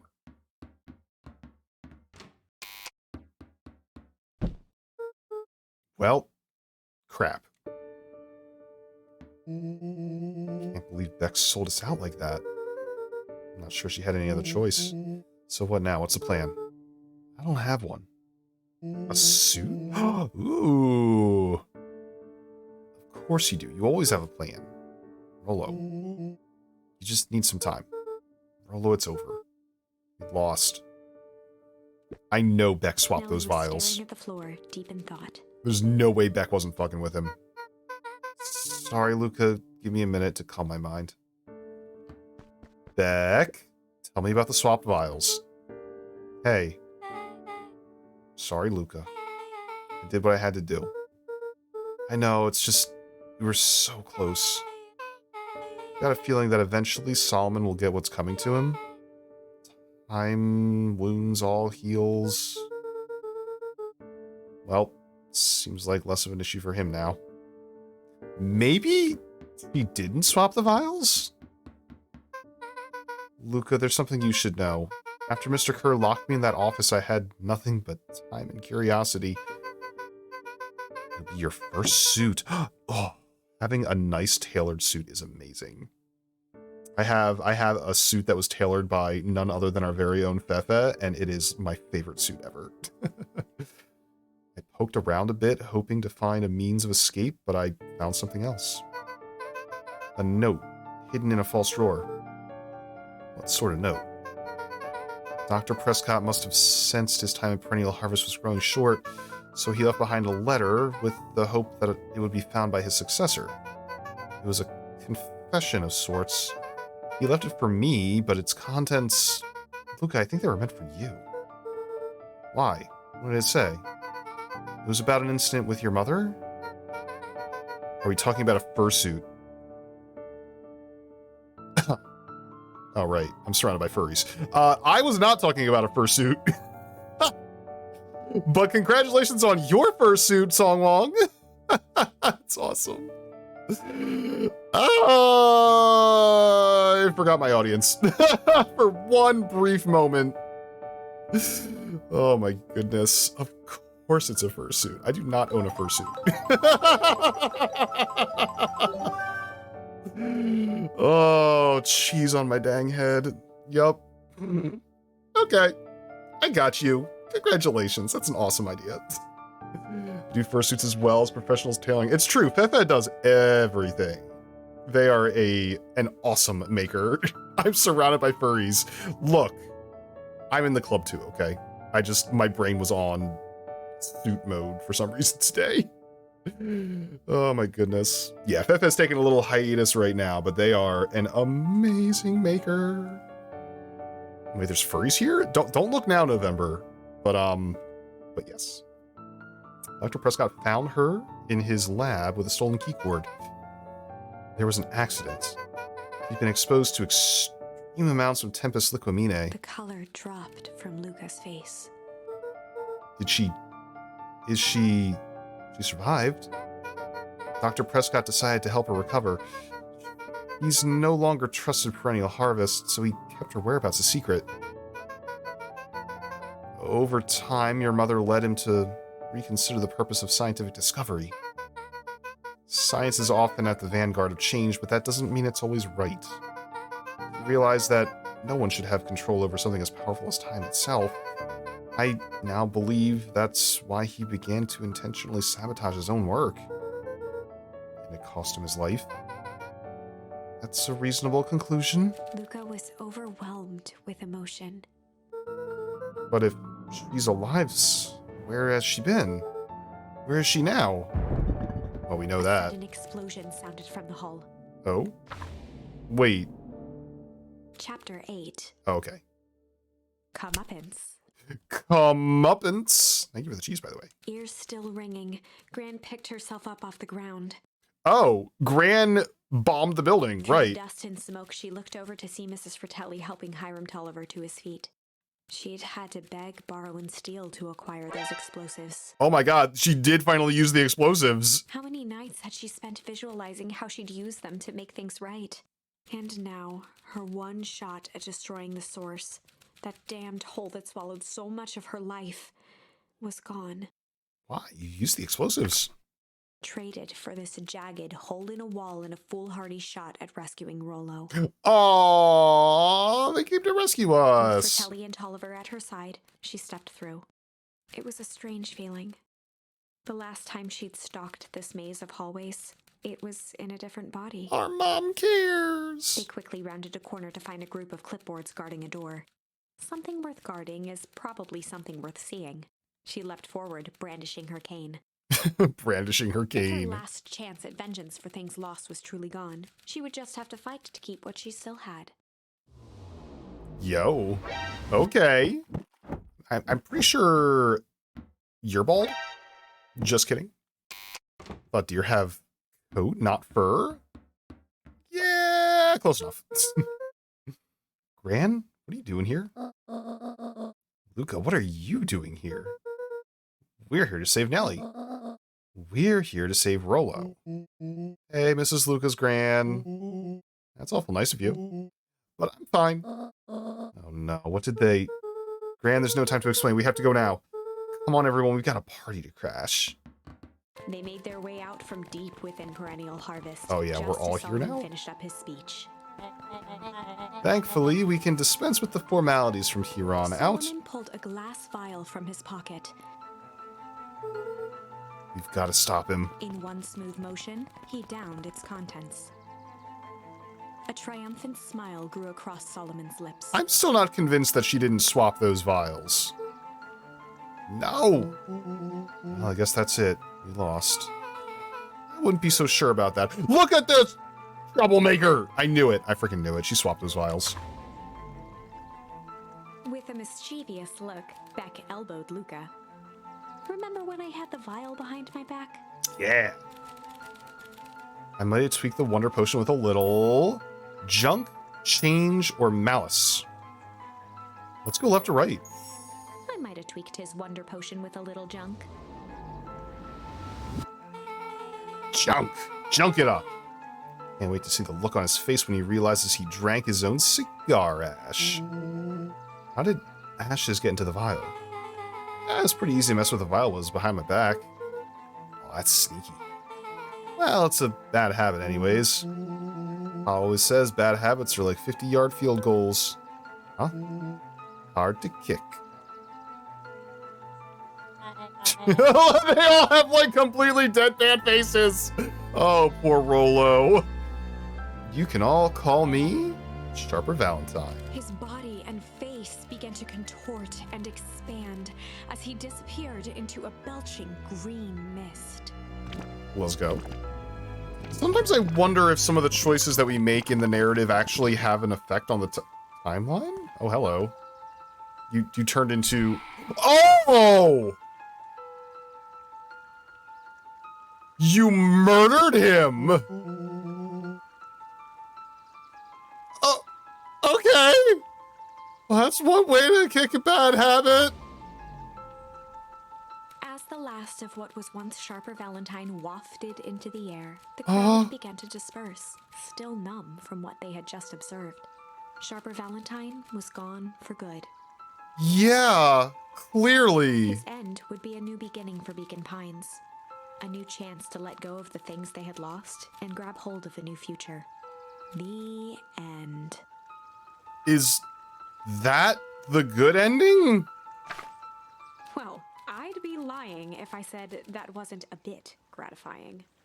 If that feels to you like a good note to end on, I won't stand in your way. No. No, we're gonna keep going. He just murderized him. How about with a little bit of change? I might have tweaked his wonder potion with a little change. Like, pocket change? Your unlucky penny. Yep, I plopped it into the vial when no one was looking. What's that gonna do? No idea. That's the beauty of science. Now we observe. You can all call me Sharper His body Valentine. and face began to contort and expand as he disappeared into a belching green mist. Oh, does he change into a copper statue, perhaps?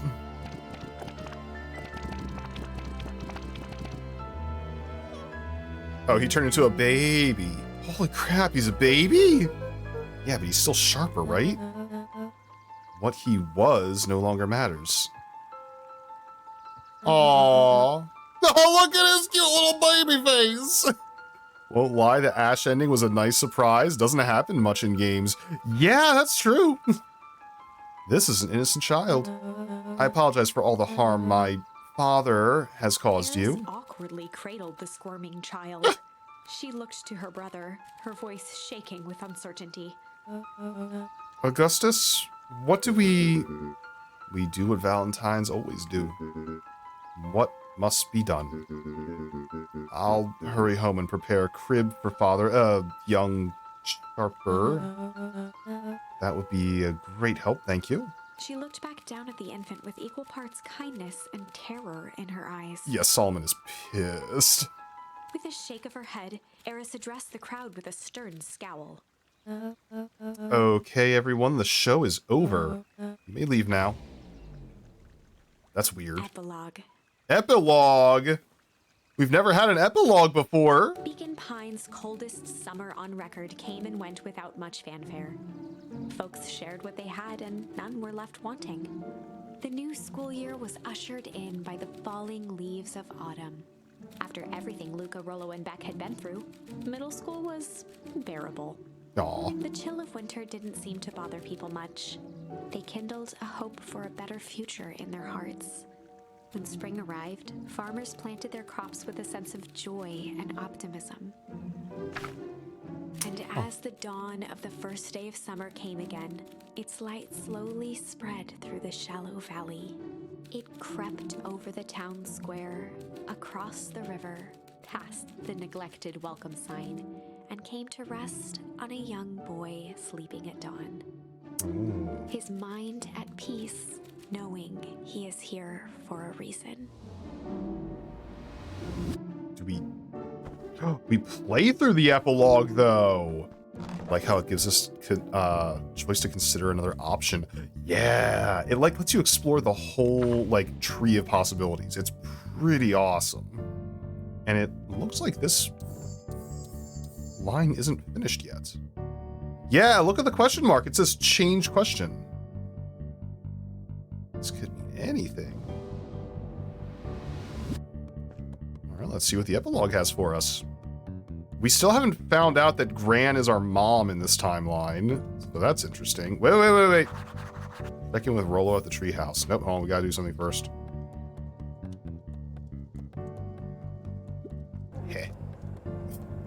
Hey, here's our grandma. Mom, I'm ready to go now. Oh, we did find out it's her mom. So you go on without me, I'll meet you out there. Got a batch of jam to finish making. It's funny. I only started making jam as a way to send messages without anyone noticing, but now I enjoy it. Aw. Adorable. So I guess they had that conversation off screen. Wait, let me go visit my dad's grave, see if there's any kind of dialogue up here.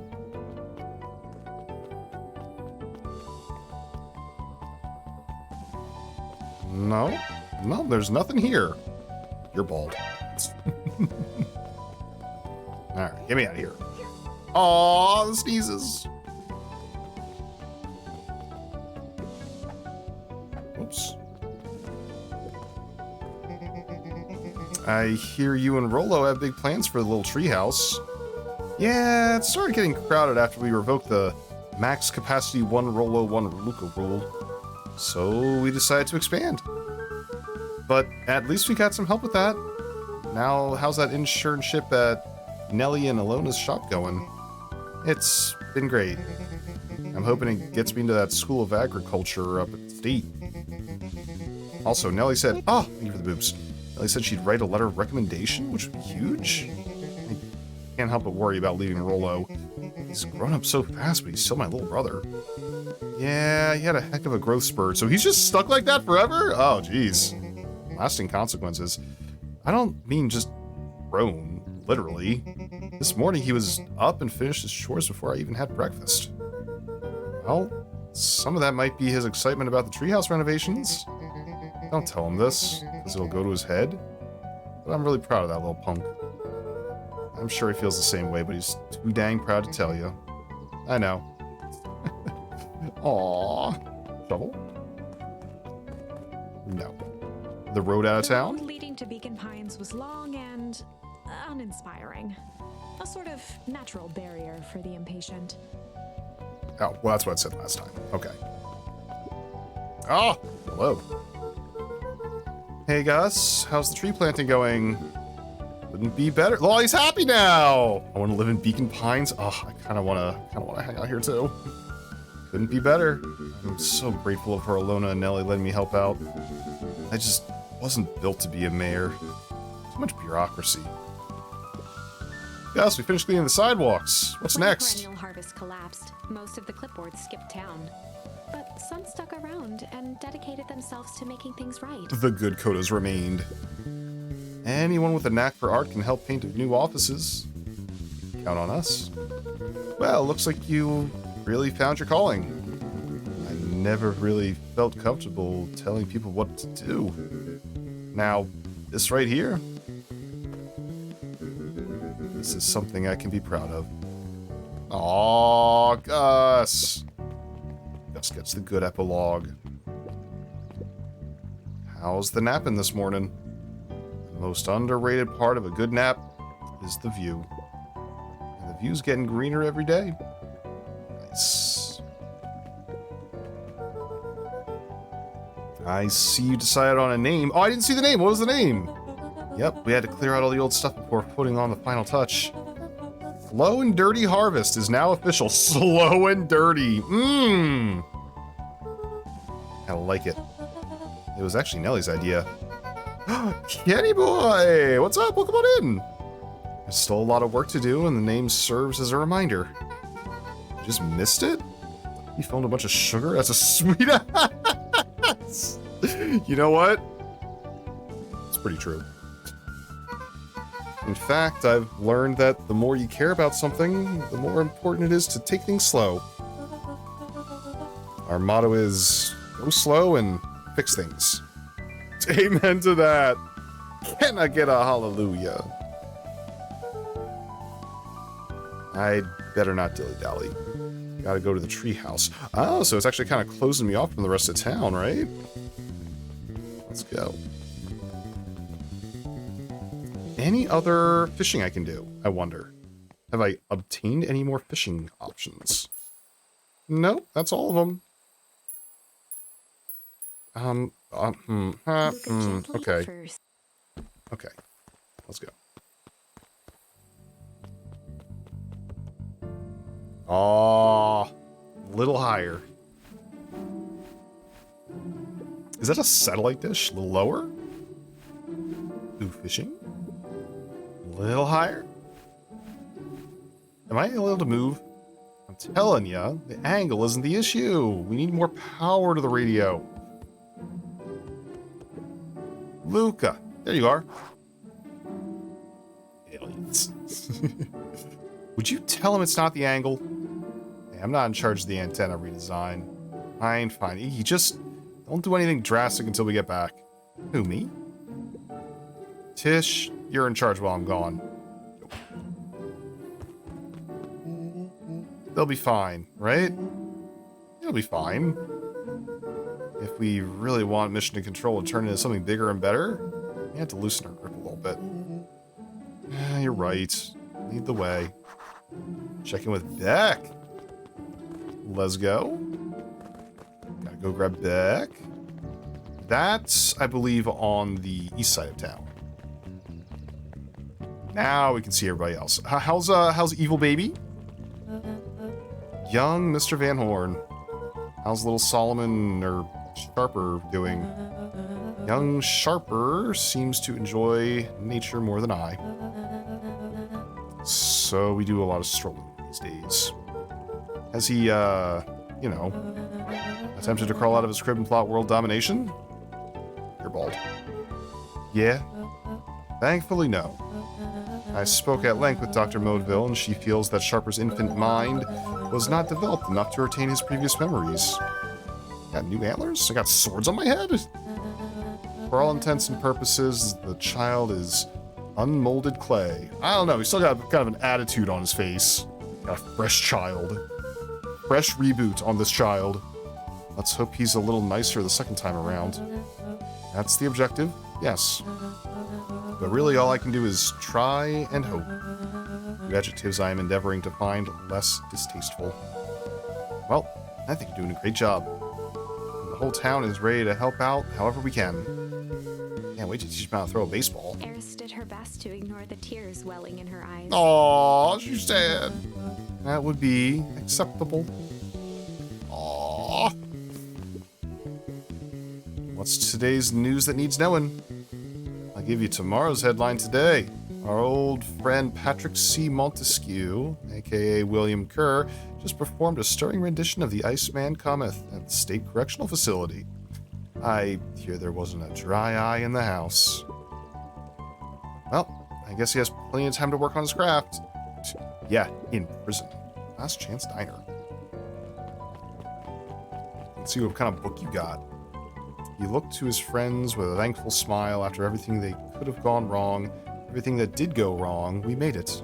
The end. Closing her eyes, Miss Hatch took a deep, relaxing breath. She's done the story. Oh, hello, Luca. How are you? Really good, actually. It's wonderful. Did I miss anything? I think you're pretty much up to speed. She's been pseudo reading the story this whole time.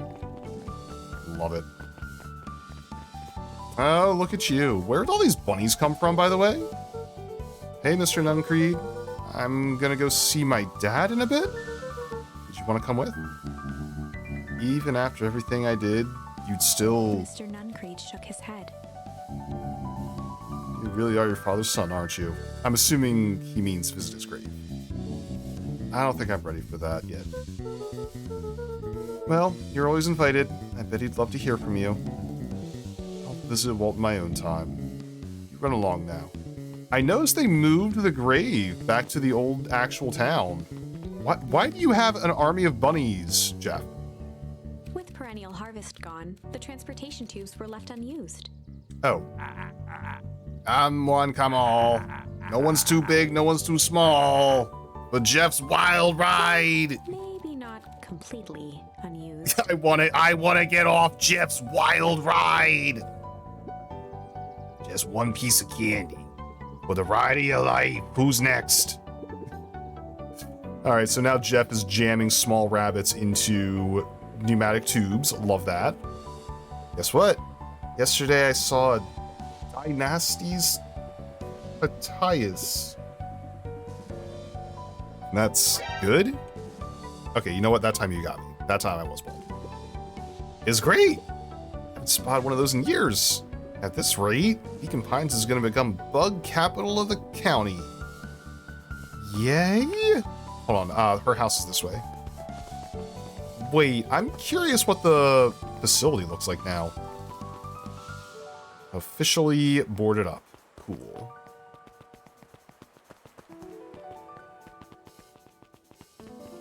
Let's see how Beck's doing. That hair never did change back. I have news I think you'll enjoy. This morning I unpacked my last box. You're officially moved in. It's just a box. Let's not blow this out of proportion.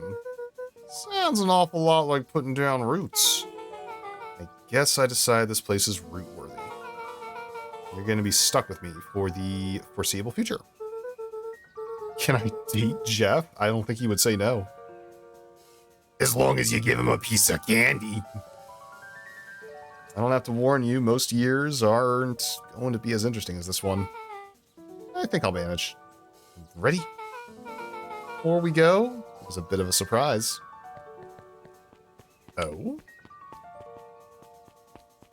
A tree? Oh, they gave me a free tree! What, you know that I'm a deer? Yeah. Veggie, the secret is out. I heard Veggie bleat once, and I've never doubted it ever again. He bleated one time live on stream. Irrefutable proof. My mom's prepared this tree especially for you. I didn't have to do that. It wasn't just them. Just about the whole town pitched in. We all owe you. It should do okay in the cold of old Beacon Pines. And thrives as things warm up. Perfect. When you're ready, take Jeff's wild ride to Old Beacon Pines! Oh, we can do it. Let's take our tree on a ride. Let's go! Also, Veggie, how you doing today? Good to see you, bud. Jeff, let me get on your ride. Ah, you got it. That's a good-looking tree. Being a special occasion and whatnot, now ride's on the house. You gotta hang on tight to that little tree. You remember Gunther? You a real one? Good old Gunther? I'm made out of macaroni today, if you know what I mean? I don't, but it's sad. I think this is it. This is the real ending. The end I've been waiting for. Aww. Honestly, I began to lose hope of ever finding it. But then you came along. Aww. I don't know exactly how to thank you.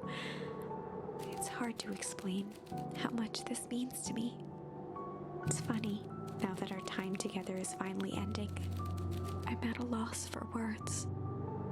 Let's just watch the end together. Aww. Done. Good little tree.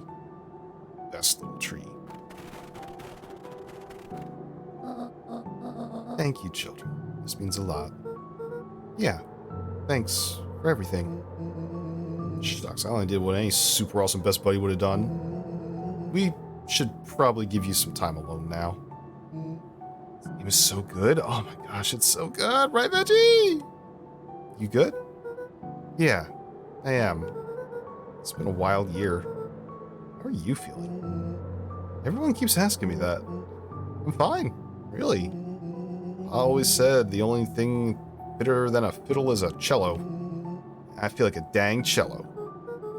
Well, if you ever stop feeling like a cello, I'm here for you. You know, you don't even have to say it. You two make an awesome pair. Excuse me? We're a trio now. Yep. Thanks. There's just one thing missing now that you're part of our group. Missing. Let me tell you a little story about a man named Hank Atomic. Oh god. I won't be long. I'll be waiting for you back at the phone booth. I found the perfect way to start our summer. You've got some good friends. I'm so proud of you. Your father would be so proud. I know. Can I ask you a question? Do you ever dream about Dad? Not a night goes by that I don't. Are you ever afraid that you're gonna forget him? Forget what he looked like? Forget his voice? No, because so much of him lives on in you. He loved that old tree, but I know he would have loved this one more. Because his 2 favorite people planted it. I'll give you 2 a moment. Oh, it's getting sentimental in here.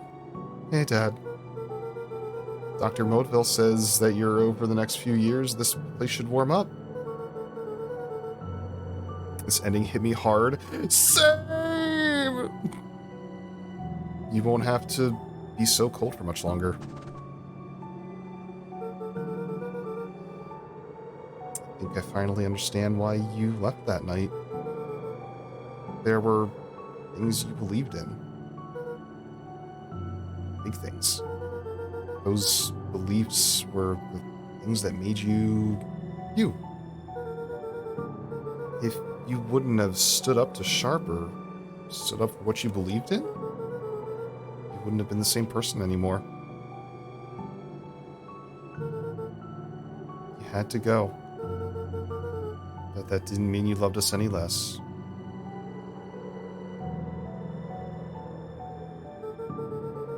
I might not visit you as much as I used to. I know you understand.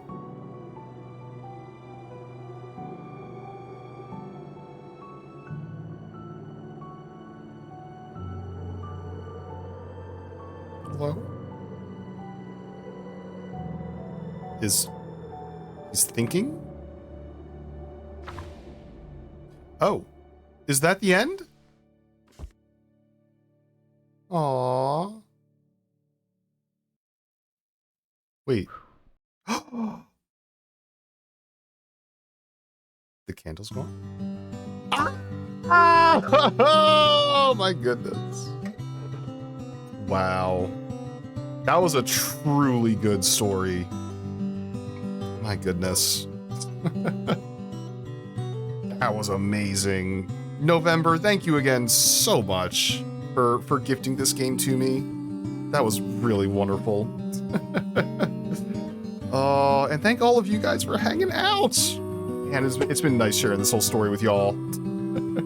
I know a few people had to dip out because they were avoiding spoilers, but I hope they enjoy the hell out of it too.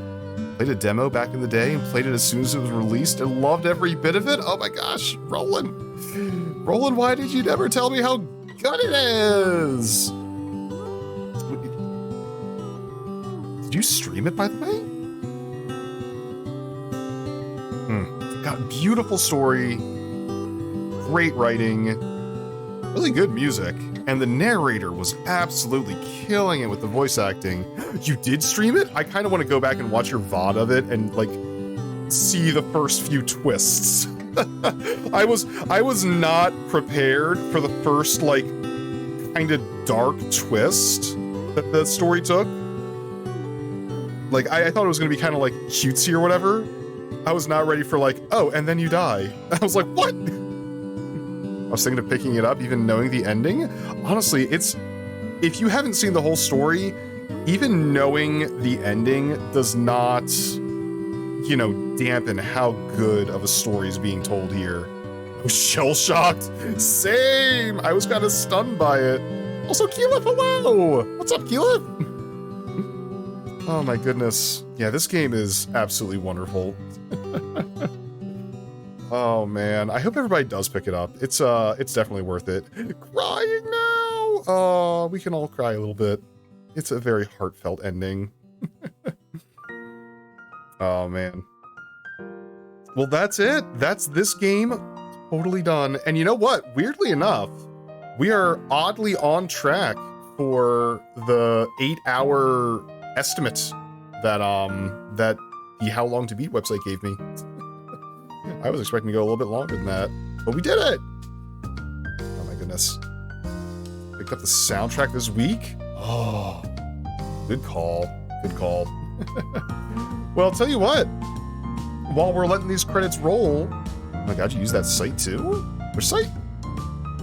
How Long to Beat is scarily accurate. It is, though. It helps out so much figuring out what long streams are going to be. Oh, yes, Veggie. I always, whenever I get into a new game where I'm thinking about a new one, I'm like, let me just check how big of a game I'm getting myself into. Like, I was going to do dicey dungeons, but then I looked at it and was like, oh yeah, it's going to take you like maybe 50 hours. I was like, no freaking way. I gotta know what kind of commitment I'm getting myself into. But I'll tell you what, let me go ahead while the credits are rolling away. I don't think it, hold on, will it continue to play while I'm on the chatting screen? Let's find out.